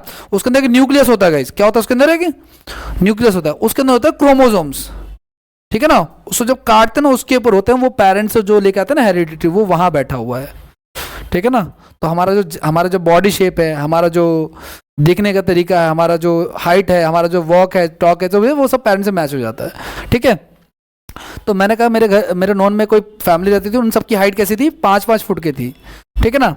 तो आपको अच्छा, मैं अभी परसों नरसों ब्लाइंड का एग्जाम देने गया था, एसबीआई का ब्लाइंड कैंडिडेट का एग्जाम देने जा सकते हैं, तो मैं गया, एक आदमी आया व्हील चेयर पे, इतना सा आदमी था वो, मेरे को देख के हंसी भी आई मेरे को थोड़ी सी अंदर से, लेकिन मैं रुक गया, मेरे को पता कि ऐसी चीज़ पर नहीं हंसना चाहिए, लेकिन हरकतें हमारी पता ही है, मतलब टीचर गलती से बन गया मैं, ठीक है ना, तो मैं रुक गया, लेकिन मैं रुक गया, मैं कहा नहीं गलत बात, ठीक है। लेकिन वो इतना सा जो आदमी था वो क्या कहलाएगा फिर, ड्वार्फ कहलाएगा, बौना कहलाएगा, क्योंकि नॉर्मल हाइट जो हमारी है उससे अगर कम हाइट का एक व्यक्ति आ जाए जिसकी दाढ़ी मूछे भी आ रखी है और इतनी हाइट है, तो वो क्या कहलाएगा, बौना कहलाएगा। तो क्या कह रहा है, एक ऐसा पर्सन या जानवर या ऐसा प्लांट जो क्या हो, हाइट में छोटा हो, उसको क्या कहेंगे हम लोग, ड्वार्फ कहेंगे। ड्वार्फ का मतलब क्या होता है, बौना होता है, ठीक है, अनेक शब्दों के लिए एक शब्द है ये, ठीक है। तो ड्वार्फ का मतलब क्या हो जाता है आपका, बौना होता है, ठीक है। आगे बढ़ जाएं और देखो आप लोग, एक वर्ड लिखा हुआ है यहाँ पे, विच, विच का मतलब क्या होता है, चुड़ैल होता है, विच का मतलब चुड़ैल होता है, सीख लो आप लोग, काम आएगा कभी जीवन में। इसके लिए हैग वर्ड भी यूज करते हैं, क्या वर्ड यूज करते हैं, हैग वर्ड का मतलब भी चुड़ैल ही होता है, HAG, हाँ हैग वर्ड, आज ही मैंने देखा था सिनोनिम्स में, ठीक है। और विजार्ड का मतलब क्या होता है आपको पता है, विजार्ड का मतलब होता है जादूगर, विजार्ड का मतलब क्या होता है, जादूगर, ठीक है, जो जादूगर है। आगे बढ़े, वो वाला जादू नहीं जैसे कला मंदिर में होता है, नागिन बनी औरत बनी नागिन, ठीक है, हाँ हाँ मतलब प्रॉपर जादूगर, ठीक है। अच्छा, अ स्टूडेंट हु आइडली और without excuse absented himself from the school, guys एक ऐसा छात्र जो कि विद और विदाउट परमिशन जो है ना अपने आप को क्या कर ले, एब्सेंट कर ले फ्रॉम स्कूल, स्कूल से अपने आपको एब्सेंट करे, ऐसे व्यक्ति को हम क्या करेंगे गाइस, ट्रॉन्ट कहेंगे, क्या कहेंगे इसको, ट्रॉन्ट। अच्छा गाइस, जो क्लासेस को गोल करता है उसको क्या कहते हैं, बंकिंग कहते हैं ना, क्लास को बंक करना होता है ना, क्लास बंक करना, स्कूल बंक करना, तो बंकिंग वर्ड भी यूज हो सकता है, लेकिन बंकिंग नहीं दे रखा तो हम लोग ट्रॉन्ट यूज कर लेंगे। ट्रॉन्ट का तो क्या होता है, एक ऐसा व्यक्ति जो बिना परमिशन के ही स्कूल और क्लासेस से क्या है, गायब है ना। मेरे पास एक पेरेंट्स का फोन आया कि जी मेरी लड़की को मैंने भेजा था, वो क्या क्लास आई थी, मैंने कहा जी नहीं आई थी, उन्होंने 3 दिन लगातार मुझे फ़ोन किया, क्या वो क्लास आई है, मैंने कहा नहीं आई है, क्लास आई है, नहीं आई है। फिर 1 हफ्ते बाद मुझे उन पेरेंट्स का मैसेज आया कि लड़की का हमारी शादी है, आप आ जाना, ठीक है ना, जिसको क्लास भेजा जा रहा है और वो कहीं और जा रही है, तो यही हो सकता है। फिर 1 हफ्ते बाद फिर मैं गया, ठीक है, मैंने कहा यहाँ तो चलो टाइम पे आइए, ठीक है, ये चीज़ है। और ऐसा कोई पहला केस नहीं है मेरे साथ, ऐसा पेरेंट्स दहलीज तक आ जाते हैं, उनकी बेचैनी देख के मुझे बेचैनी हो जाती है पेरेंट्स की, ठीक है, वो चीज़ है। और ऐसा कोई पहली बार नहीं हो, मेरे साथ कई बार हो चुका है, अपने 10 साल 11 साल के करीब कई बार हो चुका है ऐसा, ठीक है, इसलिए मैंने अटेंडेंस का प्रोसेस लगाया है। आप लोग 1 महीने यहाँ पे बिताओ, यहाँ पे आपको पता चले क्या क्या हो रहा है यहाँ पे, ठीक है। आप लोगों की डेली अटेंडेंस होती है, डेली, ठीक है, पता चलेगा ना कि महीने में अगर 10 दिन आ रहे हो तो सीखोगे क्या, वो चीज़ है। और अटेंडेंस मैंडेटरी है वीडियो लेक्चर लेने के लिए, बता दूं मैं, जिसकी 70% अटेंडेंस नहीं होगी उसके वीडियो लेक्चर भी ब्लॉक हो जाएंगे, ये बात ध्यान रखना इस चीज़ का आप लोग, ठीक है, ये चीज़ है।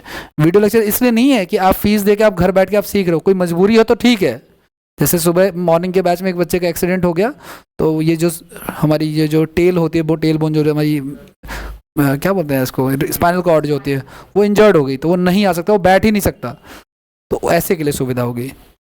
किसी को प्रॉब्लम होगी वो नहीं आ सकता, तो यहाँ पे आपके लेक्चर नहीं छूटेंगे, आपका सब कुछ सीक्वेंस उसी सीक्वेंस में अरेंज हो जाएगा, वो चीज़। कल को आप गाँव चले गए तो भी वो अरेंज हो जाएगा, लेकिन सर ये मतलब थोड़ी कि चिल कर रहे हैं, ठीक है, आज नहीं आएंगे तो फिर ऐसे में नहीं, मैं ग्रुप से बाहर करूँगा, मुझे कोई फ़र्क नहीं पड़ता, पाओ यहाँ बताओ, ये चीज़ है। मैं देखो मुझे रिग्रेट होता है, आप कहीं पता है किसी और जगह पे जाते हैं ना अगर आप, तो मुझे बस इस बात का दुख है कि जैसे कहीं आप जाते हो ना और वहाँ पे आपको सही से नहीं पढ़ाया जाता है, और सपोज कर आपका ये फर्स्ट टाइम है, आप नए हो, आपकी एनर्जी एग्जॉस्ट हो जाएगी, उसके बाद आप कहीं के नहीं रह जाओगे। यहाँ आने के बाद ऐसा कई बार हुआ है, मैं इस इंस्टीट्यूशन में सर सीनियर बच्चे पढ़ाए जाते हैं, जो 36 जगह से पढ़ के आ रहे हैं ना, उनका यहाँ पे कल्याण हो रहा है। आप लोग तो भी बिगनर ही हो, आपको पता ही क्या चला मैं क्या पढ़ा रहा हूँ क्या नहीं पढ़ा रहा हूँ, लेकिन जो सीनियर उसको वो तो बुरा भरा पड़ा है ना, दिमाग में उसको नॉलेज है, तो वो तो जज कर सकता है, ऐसे बच्चे यहाँ पर टिके पड़े हैं, ठीक है, ये चीज़ है। और ये आसपास के जितने सराउंडिंग्स में इंस्टीट्यूट है सबके आते हैं यहाँ पे, ठीक है। आज जो नेक्स्ट की बात करेंगे, आज जो नेक्स्ट एक वर्ड लिखा गया हमारा इटिनरेंट लिखा गया। इटिनरेंट का होता है भ्रमणशील, क्या होता है इसका, भ्रमणशील। भ्रमणशील मतलब जो घूमे। क्या जीवन में कभी सोचा था कि टीचर बन जाऊंगा, नहीं सोचा था। आप लोग भी ध्यान रखना, 8th 9th 10th की जो आपकी हरकतें थी स्कूल की और कॉलेज की, गली गली घूमना, ऐसे आवारागर्दी करना, इससे आपका फ्यूचर डिसाइड नहीं होता। आपके मार्क्स से भी आपका फ्यूचर डिसाइड नहीं होता, बात सत्य है ये, ठीक है ना। अगर मार्क्स से होना तो ठीक, वो क्या ही होता, ठीक है। मैं सर 8th 9th में से ऐसे ही था, गली गली हांड रहे हैं इधर उधर, ठीक है ना। आपको पता है मेरे और आपके बीच में गए बहुत सारे छोटे छोटे एटम्स हैं, एटम्स है ना। और आपको पता है कि हर एक एटम में एक न्यूक्लियस है, जैसे यहाँ पे एक न्यूक्लियस है सेल के अंदर, वैसे हर एक एटम में क्या है, एक न्यूक्लियस है। और उस न्यूक्लियस के चक्कर कौन लगा रहा है पता है आपको? उस न्यूक्लियस के चक्कर लगा रहा है इलेक्ट्रॉन, प्रोटॉन और न्यूट्रॉन, है ना, ठीक है ना। इलेक्ट्रॉन, प्रोटॉन, न्यूट्रॉन तो चक्कर लगाते रहते हैं उसके, तो उनको कहीं ना कहीं से एनर्जी मिल रही है। हर एक छोटी चीज बड़ी चीज से चक्कर लगा रही है ना। हम लोग मंदिर जाते हैं तो मंदिर का जो गर्भगृह होता है, अंदर जो यहाँ पे मूर्ति होती है, लोग उसका टच करते हुए घूमते रहते हैं ना। हम लोग गुरुद्वारे जाते हैं, वहाँ पे भी चक्कर लगाते हैं। हम लोग मस्जिद जा रहे हैं कहीं पे, मक्का मदीना देखा, वहाँ पे भी लोग चक्कर लगा रहे हैं, ठीक है ना। मुझे चर्च का नहीं पता कि चर्च में चक्कर लगाते हैं कि नहीं लगाते, बट आपने देख लिया सब कुछ होता है ना। सारे के सारे प्लैनेट सन के चक्कर लगा रहे हैं, सन खुद हमारी मिल्की वे के चक्कर लगा रहा है, ठीक है। तो हर एक वो चीज़ जिसको जहाँ पे बेनिफिट है वो एडजस्ट हो गई है। जैसे आप यहाँ के चक्कर लगा रहे हो, कुछ फायदा तभी तो आ रहे हो। और वैसे ही पता क्या, हम इस इंस्टीट्यूशन में, इस जमाने में आ चुके हैं, पता आपको, जहाँ पे हमारे विश्वास ध्वस्त हो चुके हैं। विश्वास कैसे ध्वस्त हो चुके हैं? क्या अगर मैं आपसे पूछूं कि पॉलिटिक्स पर आपको भरोसा है, तो अंदर से आ जाएगी नहीं, ये तो एकदम ऐसी चीज़ है, ठीक है ना। क्या आपको रिलीजन पे भरोसा है? कोई बाबा बाबा निकल जाते हैं, आज वो IT वाला वो मिला, IIT वाले बाबा थे ना, वो फेमस वाले, गांजा मिला शायद, या स्मैक मिला, कुछ मिला है, स्मैक नहीं शायद गांजा ही मिला आई थिंक। तो जयपुर पुलिस ने उनको अरेस्ट कर लिया है, ठीक है ना। जबकि अघोरियों के पास और जो ये नागा साधु होते हैं उनके पास मिलता ही है, वो पीते ही, यूज़ करते ही हैं, ठीक है। लेकिन वो तो इलीगल हो गया, तो गए वो चीज़ें। तो मैं तो न्यूज़ का टाइटल देखा, कितनी गांजा और कितनी जेल, ये टाइटल था। मैंने खोला नहीं, मैं ऐसे न्यूज़ नहीं देखता जिससे बुद्धि खराब हो, ठीक है। तो हमारा रिलीजन से और इन सब चीज़ों से, बाबा मामा से विश्वास उठ चुका है, हमारा धर्म से विश्वास उठ चुका है, हमारा किससे, क्या बोला था मैंने अभी आपको, पॉलिटिक्स से विश्वास उठ चुका है। यहाँ पे आप लोग आए हो, कुछ विश्वास लेकर के आए हो आप लोग, तो एक बस ये फैक्टर बचा हुआ जिसमें थोड़ा सा विश्वास है।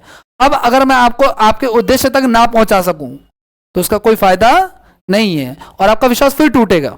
फिर ये सेक्टर भी ऐसे हो जाएगा, अरे सब स्कैम चल रहा है, सबके सब ऐसे ही बैठे हुए हैं, सब दुकानें खोल करके, ठीक है ना। तो या तो मैं आपको आपके लक्ष्य तक पहुंचाऊं, या मैं आपके साथ पूरा एफर्ट लगाऊं और आपको विश्वास हो कि हाँ इस आदमी ने पूरा एफर्ट लगाया, इंस्टीट्यूशन चल ही रहा है इसकी वजह से, ठीक है ना।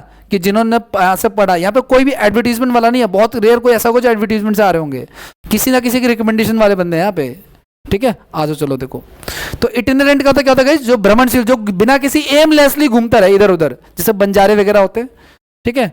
अगला next, a person who without a settle home और regular work who wander from place to place and lives by begging.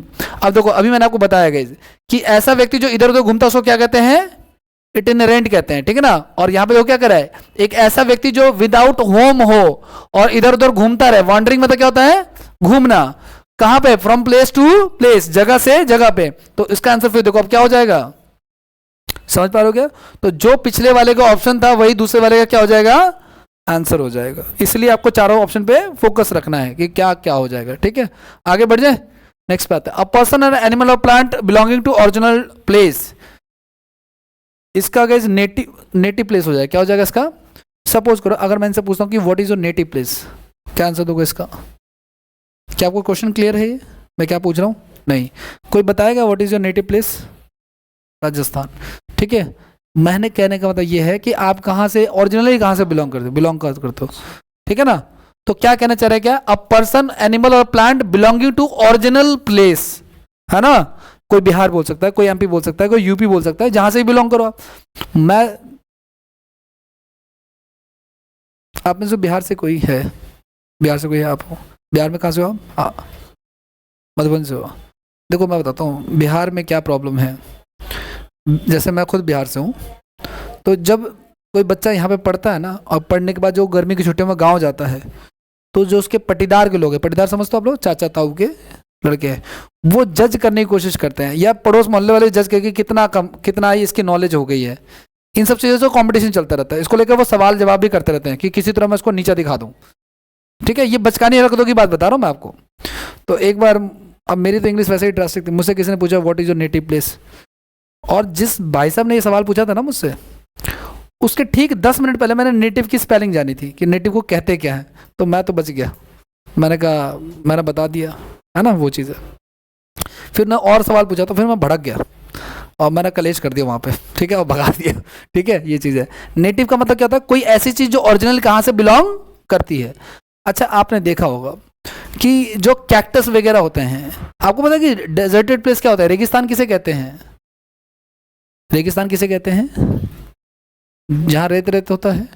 देखो सुनो, रेगिस्तान गैस जो होता है ना, डेजर्टेड प्लेस होता है गैस, वो रेत रेत नहीं होता, ऐसी ऐसी जगह गैस जहाँ पे 20 सेंटीमीटर बारिश हो रही हो या 20 सेंटीमीटर से कम बारिश हो रही हो, ठीक है, 20 सेंटीमीटर से कम बारिश हो रही हो, उसको क्या कहते हैं, रेगिस्तान। रेत वाले को रेगिस्तान नहीं कहते, ठीक है ना।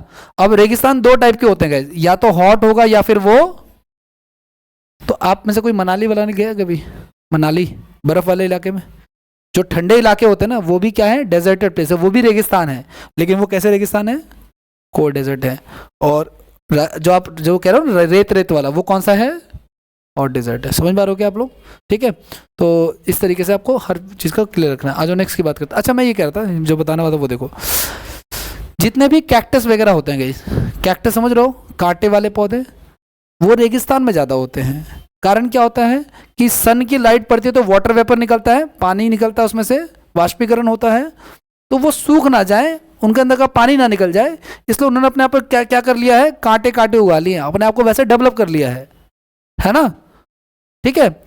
तो ऐसे प्लांट्स जो किसी पर्टिकुलर एरिया से बिलोंग करते हैं, ठीक है, उसको हम लोग कहते हैं फ्लोरा। क्या कहते हैं हम लोग, क्या कहते हैं, plants of a particular area, plants of a particular area. और मेरी बात ध्यान से सुनना गाइस, आप ध्यान से सुनना आप लोग, एक हो, देखो सुनो, रेप्टाइल समझते हो आप लोग, जो सरीसृप होते हैं गाइस, रेंगने वाले, कभी भी ध्यान रखना, रेगिस्तान में डेजर्टेड प्लेस में जो छिपकलियां मिलती हैं, उनका जो वेस्ट होता है वो बिल्कुल ड्राई होता है, बिल्कुल ड्राई, मतलब उसमें पानी की मात्रा होती है जीरो, और होगी भी कहां से जब पानी है ही नहीं तो, ठीक है। तो उन्होंने अपनी बॉडी को वैसे डेवलप कर लिया है, ठीक है ना। या मैं आपको बताता हूं, मेरे घर में एक कुत्ता है, ठीक है ना, और वो जो ब्रीड है कुत्ते की ब्रीड होती है, तो वो जो ब्रीड है ना, वो फॉरेन ब्रीड है, ठीक है ना, जर्मन स्प्लिट्स नाम है, ठीक है, जर्मन स्प्लिट ब्रीड का नाम है। और उसकी खास बात यह है कि उसको गर्मी बिल्कुल नहीं पसंद है, और कुत्तों को वैसे भी गर्मी जो है ना प्रॉब्लम करता है, ठीक है। तो वो गर्मी के दिनों में ये देखती है कि किस फ्लोर पे एसी चल रहा है, गई दरवाजे के नीचे से स्मेल कर लिया, ठंडा ठंडे हवा आ रही है, उसको धक्का देकर उसमें जाके चुपचाप कहीं बैठ गई। उसको ये चाहिए कहाँ कहाँ पे ठंडा, क्यों, क्योंकि बॉडी पे बाल ही बाल हैं, और जिस एरिया से वो बिलोंग करती है वहां पे होता, हम उसको जबरदस्ती यहाँ पे ले आए, है ना। और ये जो डेवलपमेंट होती है ना, शरीर की डेवलपमेंट, ये एक दिन में थोड़ी होती है, ये तो हमारी पूंछ गायब हो गई ह्यूमंस की, इसमें करोड़ों साल लग गए, है ना, ये चीज है। तो ऐसे देखो, प्लांट्स को क्या कहते हैं, फ्लोरा, और एनिमल्स को क्या कहते हैं, फौना। क्या कहते हैं एनिमल्स को, तो क्या हो गया, particular plants of A area, किसी पर्टिकुलर जगह के प्लांट्स को क्या कहते हैं, फ्लोरा, और किसी पर्टिकुलर जगह के एनिमल्स को क्या कहते हैं, है ना, जो ओरिजिनली वहां से बिलोंग करते हैं, ठीक है ना। आगे बढ़ जाए, नेक्स्ट पेज। और क्या कह रहा है आपका, अ person who draws produces map guys, ऐसा व्यक्ति गाइज जो मैप बनाता हो उसको कहते हैं कार्टोग्राफर। क्या कहते हैं उसको, कार्टोग्राफर गाइज, ठीक है। गाइज लेक्सिको का मतलब होता है आपका डिक्शनरी, जो डिक्शनरी लिखता हो वो क्या हो जाएगा आपका, लेक्सिकोग्राफर। और ये क्या लिखा हुआ, चोरियोग्राफर, क्या लिखा हुआ डी पे, कोरियोग्राफर, है ना भाई। क्या होता है कोरियोग्राफर, डांस सिखाता हो, ग्राफर का मतलब जो डिजाइन करे बनाए, और डांस सिखाने वाला, ठीक है। अच्छा कॉलीग्राफर क्या होता है गाइस, कैलीग्राफर, है ना, जो बहुत ज्यादा अच्छी राइटिंग में रखे कैलीग्राफर ही पढ़ेंगे, सो कॉलीग्राफर नहीं पढ़ेंगे, ठीक है ना। जो ब्यूटीफुल हैंडराइटिंग, आपने देखा ना कभी कोई कुछ लोग ऐसे लिखते हैं, ऐसे सजा सजा के, है ना, तो वो होता है, तो ब्यूटीफुल हैंडराइटिंग को कहते हैं। इसका कोर्स वोर्स भी होता है, ठीक है ना। आज क्या हुआ ना, दोपहर में लाइट चली गई तो बोर्ड बंद हो गया, तो पढ़ाना था, मैंने थोड़ी देर वेट किया। अब पहले वाइट बोर्ड था तो ये सुविधा थी कि मोबाइल जलाया, पढ़ाना चालू कर दिया। तो मैं बच्चों के बीच में बैठ गया, चार को इधर बिठाया, चार को इधर बिठाया, कॉपी लेके पढ़ाना चालू किया। मैं ऐसा था नहीं स्कूल में, मेरी स्कूलिंग एकेडमिक बहुत ही ड्रास्टिक है, मतलब मैं सर्टिफिकेट और ये सब तो मैं गेट पे फाड़ फोड़ के आता था घर, ना घर वाले मुझसे मांगते थे। आई हैड सच रेपुटेशन कि ये पास हो जाए यही बहुत है, ठीक है, मोबाइल रिपेयरिंग करा देंगे या कोई ये मैकेनिक पे लगवा देंगे, ऐसा कुछ सीन चलता था हमारा। ठीक है, तो होता हुआ क्या, अब इस लेवल पे मैं आ चुका हूँ प्रोफेशन के कि मुझे हल्की सी भी मिस्टेक्स पसंद नहीं है। मैं वही हूँ जो कभी कॉपियाँ नहीं लगाता था, प्रिंसिपल की डर से कॉपी लगा ली कि कल जानी है प्रिंसिपल पे तो आज बना लो रात में, या किसी की बनी बनाई पे स्टिकर चिपका दो अपना। ठीक है ना, तो मैंने आज जब मैं पढ़ा रहा था बच्चों को तो मैंने सबसे पहले पेन मांगे, बताओ कौन कौन से कलर के पेन है, कि वो बहुत दिनों बाद लिखने का मौका मिल रहा था, मैं लिखता नहीं हूँ पेन पेपर से। ठीक है, अब तो मैं ये सुविधा चाहिए, ये वाली कि ऐसा है तो चलो यहाँ रख दिया वहाँ रख दिया, मैं कॉपी में भी कभी कभी ऐसे करने लग जाता हूँ। ठीक है, तो मैं पढ़ा रहा हूँ, मैंने ब्लू ब्लैक ये सब ले लिया, पढ़ाना चालू कर दिया एक करके, तो उनको पता चला कि सर तो बड़े ही तरीके से कर रहे हैं, नोट्स मैंने बहुत अच्छे से बनाए हैं। ठीक है ना, सब अपने अपनी कॉपी बढ़ा रहे थे। ठीक है, ये चीज़ें इस लेवल पे आ चुका हूं कि मुझे अब प्रोफेशनलिज्म पसंद है। आपको भी अपने काम में होना चाहिए, अगर नहीं कर रहे तो इसको बोलते हैं इमेच्योरिटी। क्या बोलते हैं इसको? आप भी समझदारी नहीं है, मतलब आपको अपना हित नहीं पता, अहित में हो अभी आप लोग। ठीक है ना, क्योंकि अगर हित पता होता तो नोट्स अच्छे से बनाओगे बिना बोले ही। जो पढ़ने वाले होते हैं ना सर, एक मैं बताता हूँ, एक लड़की आती है मेरे पास, द्वारिका से आती है वो डेली पढ़ने। ठीक है ना, आप लगा लो द्वारिका से आने में कितना टाइम लगता है, वो बस से आना वो भी 1.5 घंटा तो लग ही जाता होगा, एक घंटे से ऊपर ही लगता होगा। ठीक है ना, द्वारका मोड़ से भी आगे से आती वो। ठीक है, लेकिन उसने कभी रेत उतराग नहीं किया कि सर इतना टाइम लग गया उतना, वो डेली आती है, डेली क्लास लेती है और डेली प्रॉपर नोट्स बनते हैं उसके। तो मैंने कहा ना मैंने कहा पूत के पाँव तो पालने में दिख जाते हैं, तो उसको समझाने की जरूरत नहीं है। लेकिन जिसने कभी नोट्स बनाए ही नहीं है और अभी वो जागा भी नहीं है, अवेयर भी नहीं हुआ है, मैच्योर भी नहीं है, उसको समझाने के भाई बना ले बना ले बना ले बना, एंड में पछताएगा बहुत, और पछताते भी हैं। ठीक है, उनको एहसास भी नहीं होता कि हम पछता रहे हैं, रिग्रेट उनको नुकसान होता है बहुत ज़्यादा। ठीक है, आगे बढ़ जाए तो ब्यूटीफुल हैंड राइटिंग का क्या हो जाएगा आपका, कैलीग्राफर हो जाएगा। नेक्स्ट की बात करते हैं। A cylindrical container bulging out in a middle traditionally made of wooden staves. आपने ढोल देखा है कभी? ढोल देखा है ना, बीच में लकड़ी सा होता है, ऊपर और इस तरफ चमड़े का होता है ना, वो शायद बकरी का चमड़ा होता है ना, या जो भी होता होगा। ठीक है, लेकिन कहते हैं कि बकरी के चमड़े से वो ज़्यादा वो होता है, मतलब ज़्यादा अच्छे से बचता है। खैर कोई बात नहीं, ध्यान से सुनना आप लोग। तो क्या कहना चाह रहा है, कह रहा है सिलेंड्रिकल कंटेनर है। सिलेंड्रिकल कंटेनर कैसा होता है? ऐसे ही तो होता है, इस शेप का ही मान लेते हैं फिलहाल, वैसे स्ट्रेट भी होता है। ठीक है, और क्या कह रहा है आपका, bulging out in the middle, middle में उसका छेद हो, मिडल में क्या उसके छेद हो, और किस चीज का बना हो? लकड़ी का बना हो। इसको कहते हैं गाइस क्या? इसको कहते हैं बैरल। क्या कहते हैं इसको? बैरल। आपने कभी कार्टून वगैरह में देखा होगा, टॉम एंड जेरी में, कि यहाँ पे एक लोहा लगा वो टूट जाता तो फैल जाता है ऐसा कुछ, तो उसको कहते हैं बैरल। क्या कहते हैं इसको? बैरल। गाइस आपको पता है यूरोपियन कॉन्टिनेंट जो है, यूरोप महाद्वीप जो है, वो शराब के लिए फेमस है। और वो लोग क्या करते हैं आपको पता है? शराब, मुझे तो नहीं पता, लेकिन जो भी होंगे उनको पता होगा। हाँ, नहीं, बैरल का मतलब लकड़ी का ऐसा डब्बा सा। ठीक है ना, उसको बैरल कहते हैं। सुनो तो सही, मैं ये कह रहा हूँ कि यूरोप कॉन्टिनेंट में ना शराब जो है बनाई जाती है, फेमस है वो। और ऐसा कहते हैं कि शराब जितनी सड़ जाती है उतनी ही ज़्यादा, मतलब जितनी पुरानी होगी उतनी महंगी होगी, ऐसा कहते होंगे लोग। ठीक है, मुझे नहीं पता। ठीक है, होता होगा कुछ। तो वो लोग क्या करते हैं पता आपको, ऐसे लकड़ी के बैरल में उसको डाल करके उसको पैक करके वो लोग छोड़ देते हैं 6-6 महीना, सड़े जितना सड़े, जितना सड़ेगी उतना तरेगी। ठीक है, वो वाली बात है। तो वो लकड़ी का क्या, जैसे सिकंजी आपने देखी है, सिकंजी वाले जो सिकंजी बनाते हैं वो भी लकड़ी का ही होता है ना, सेम वैसे ही कंटेनर। तो क्या कहलाएगा, क्या कहलाएंगे उसको हम लोग? बैरल कहेंगे। ठीक है, next, an enclosure to keep the birds in guys. An enclosure, एक ऐसी जगह जहां पे बर्ड्स को रखते हैं गाइस, क्या कहते हैं उसको? क्या कहते हैं हम लोग उसको? कहते हैं हम लोग एवियरी। क्या कहते हैं उसको? एवियरी। अभी कुछ दिन पहले भी आया था एग्जाम में। अब मेरी बात जरा ध्यान से सुनना है, जब कभी भी ये सेंटेंस आएगा एग्जाम में ना, जब कभी भी आएगा, आपको ये सेंटेंस ऐसे बताने वाला, आपको लाइफ टाइम याद रहेगा। जब कभी भी ये सेंटेंस आएगा तो एवियरी भी आएगा और हमेशा एपियरी भी पक्का आएगा, क्योंकि ये दोनों मिलते जुलते हैं। एग्जाम में तुम भूल जाओगे एवियरी था कि एपियरी था। अब मेरी बात ध्यान सुना, मान के चलो मेरे पास ना एक वो 10 वाली एप्पी फिश की बोतल है। किस चीज की बोतल है? एप्पी फिश वाली आती है ना, मैंने खोल करके इनके शर्ट पे डाल दिया, तो मधुमक्खियां आएंगी है ना, और चिपक जाएंगी है ना, या मंडराएंगी आसपास। तो याद रखना आप लोग कि एपियरी से याद रखना कि ये किससे रिलेटेड होता है? बी से रिलेटेड होता है। और दूसरा वाला किससे रिलेटेड होता है? हमारा बर्ड से रिलेटेड। ठीक है ना, क्योंकि जब कभी भी आएगा ऑप्शन में कंफ्यूजन ना हो, इसलिए मैंने रिलेट करने के लिए बोला है।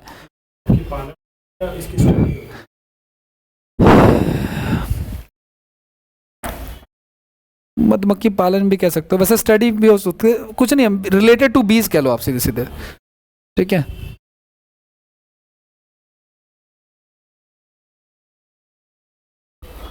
ओके, आगे बढ़ जाए। और क्या कह रहा है और देख लो आप लोग next. An inscription on a tombstone in memory of the deceased. आपको पता है आदमी जब तक जिंदा होता है ना, जब तक जिंदा होता है वो बहुत, उसकी बुराइयां भी साथ में होती है तो लोग उसकी बुराई करते हैं, लेकिन आज ही अगर मर जाए तो बहुत अच्छा आदमी था। मेरे ही घर वालों को मेरे बारे में अगर मान के चलो तो मुझे नहीं लगता कि उनको मुझसे कुछ खास उम्मीदें हैं भविष्य में, और वो वर्तमान में भी मुझसे कुछ खुश नहीं है, लेकिन आज ही अगर कुछ हो जाए, हीरा था, पहले डायलॉग है कि हमारा बेटा हीरा था, है ना, तो हीरा था तो अभी तक तलाश कर लेनी चाहिए थी, अब क्यों कर रहे हो, वो चीज़ है, समझना इस चीज़ को आप लोग। तो वैल्यू इंसान की मतलब मर जाने के बाद ज़्यादा है, ठीक है ना, तो आपको मैंने रास्ता दिखा दिया है ठीक है, आ जाओ चलो देखो नेक्स्ट सुनो। आपको पता है हिंदूज में तो जला देते हैं, है ना, हिंदूज में तो क्लियर, वैसे हिंदू में जलाते नहीं, दफनाने का भी है सीन, उसको हम लोग दबाना बोलते हैं, पता है हिंदूज में दफना भी देते हैं। किसको दफनाते हैं? बच्चों को दफनाते हैं जिनकी एज 1 साल से कम है। मत्स्य पुराण हिस्ट्री में पढ़ाऊंगा आपको मैं, ठीक है, मत्स्य पुराण में एक लिखा हुआ है 3 तरीके से होते हैं एज। अगर किसी 1 साल के कम बच्चे की डेथ गंगा के आसपास हुई तो हम उसको गंगा में प्रोवाइड कर देते हैं, अगर गंगा दूर है तो हम उसको दफना देते हैं, ठीक है। और अगर 1 साल से ज़्यादा है तो वो बच्चा अब चॉकलेट मांग रहा होगा, यानी वो माया में फंस चुका है, तो इसलिए वो माया वाले व्यक्ति को हम फिर चला देते हैं, ठीक है ना, ये चीज़ है। तो ये है, तो हमारे में 3 ऑप्शन है, लेकिन कई कई कम्युनिटीज़ में सिर्फ एक ही ऑप्शन है, मुस्लिम्स में। लेकिन हमारे में गाइस दफना जो देते हैं बच्चों को, उस दफनाना वर्ड यूज़ नहीं करते, दबाना बोलते हैं बच्चों को, दबा। मैं गया था अभी कुछ दिन पहले, मुझे लग रहा है कि मैं विदिन 2 मंथ्स मैं अभी शमशान घाट में जा चुका हूँ। एक बार कुछ दिन पहले मेरे नाना जी गुजरे हैं तो मैं गया था, उसके पहले मेरे दोस्त के फादर गुजरे थे तो मैं गया था, तो वहाँ पर लिखा हुआ था बच्चे दबाए जाते हैं, ये नहीं लिखा था कि दफनाना हिंदुज़म का टर्म थोड़ी है ना, ये मैं आपको पढ़ाऊंगा जब हम इस्लामिक हिंदुज़म पढ़ेंगे, वो तो कोई बात नहीं। लेकिन जब हिंदू में जब दबाते हैं तो उसके बाद पेड़ पौधे उगा देते हैं, लेकिन मुस्लिम्स में क्या करते हैं, एक पूरा चबूतरा बना देते हैं और ऊपर एक पत्थर लगाते हैं, उसके वो लिख देते हैं कुछ कुछ, है ना, क्या लिख देते हैं कि जब कोई इंस्क्रिप्शन लिख देते हैं, लिखावट हो जाती है किसके ऊपर, किसी टॉम्ब के ऊपर, in the memory of a disease, मतलब कि मरने वाला जो व्यक्ति मरा उसके बारे में कुछ लिख दिया कि भाई फलाना आदमी था, ये है ना, इसको कहते हैं कि एपिटैप। क्या कहते हैं इसको हम लोग? एपिटैप कहते हैं। कब्रगाह कह सकते हो, कब्र लेख कह सकते हो आप लोग, कि कोई व्यक्ति अगर मर रहा है तो उसके कब्र पे जो लिखा जाता है वो। क्लियर है? आगे बढ़ जाए, चलिए। Person living at the same time guys, इसको कहते हैं कि एक ही समय पर रहने वाले लोग। अगर मैं आपको बताऊं guys, Mahatma Gandhi, Adolf Hitler, नाम सुना है हिटलर का? हिटलर का नाम तो सुना होगा, ठीक है। चार्ली चैपलिन सुना है? चार्ली चैपलिन का नाम सुना? ब्लैक एंड व्हाइट मूवी में आता था, ऐसे टोपी लगाता था, छोटी सी मूंछ होती थी, गूंगी वो डम एंड डीफ मूवीज होती थी, केवल मतलब फोटोज होती थी, आवाज़ नहीं होती थी मूवीज में। Charlie Chaplin, Albert Einstein, Einstein का नाम सुना आप लोगों ने, ठीक है। ये सब लोग कंटेम्प्रेरीज हैं। कंटेम्प्रेरीज क्या होता है गाइज? एक ही समय पर रहने वाले लोग।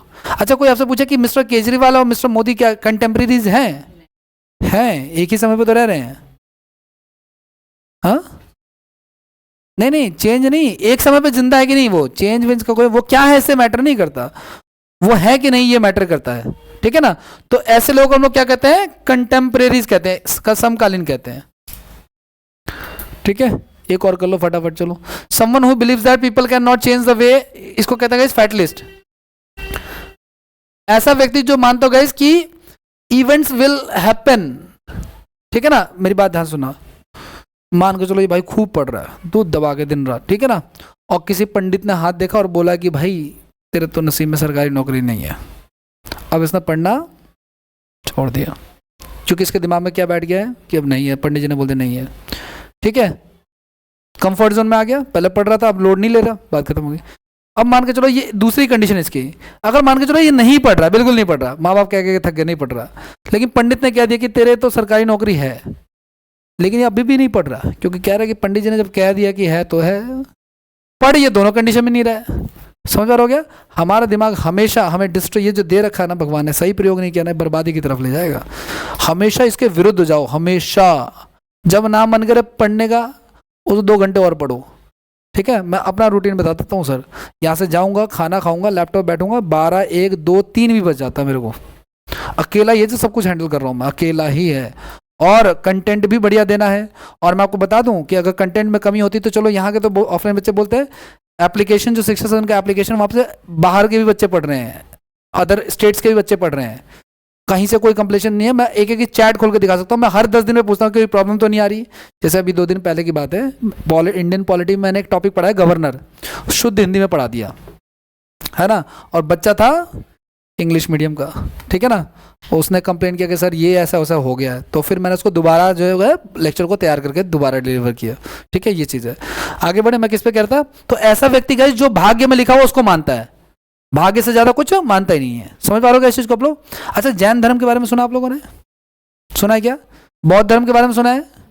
हिंदू शैव धर्म के बारे में सुना है? शिव को मानते हैं जो, शिव भगवान को, शंकर को। वैष्णव धर्म को जानते हो आप लोग? वैष्णव को मानते हैं जो, ठीक है। एक और धर्म है जो अब नहीं है इस दुनिया में, आजीवक सेक्ट, आजीवक संप्रदाय, इसके बारे में हिस्ट्री में पढ़ेंगे हम लोग। ये आजीवक सेक्ट, ये जो धर्म है ना, अशोक के फादर ने लिया था, मैं आपको बताऊंगा आगे।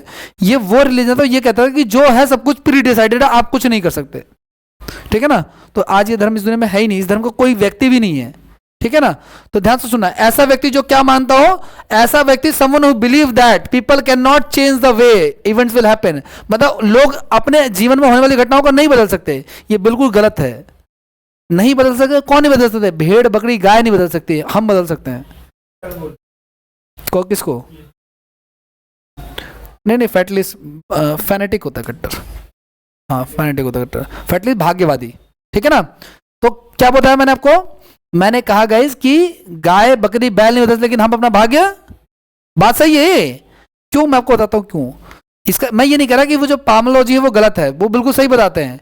अगर ये बंदा मेहनत कर रहा होगा ना, तो यहाँ पे दिख रहा होगा और वो बताएगा वो सही, लेकिन कल को मान के चलो ये मेहनत करना बंद कर देता, तो उसको चेंज होने टाइम नहीं। मुझे कहा था पंडित ने तेरी सरकारी नौकरी लगेगी, मुझे पंडित जी ने कहा था कि आपकी सरकारी नौकरी लगेगी, मैं पंडित जी को ढूंढ रहा हूं अभी तक, क्योंकि नौकरी तो लगी नहीं। समझ पा रहे हो इसको आप लोग? ठीक है, क्यों नहीं लगी? क्योंकि मैंने 2016 के बाद से कोई फॉर्म नहीं भरा, और 2016 मेरी उम्र रही होगी शायद 24 साल 25 साल, यानी 5-6 अटेम्प्ट तो तब भी थे।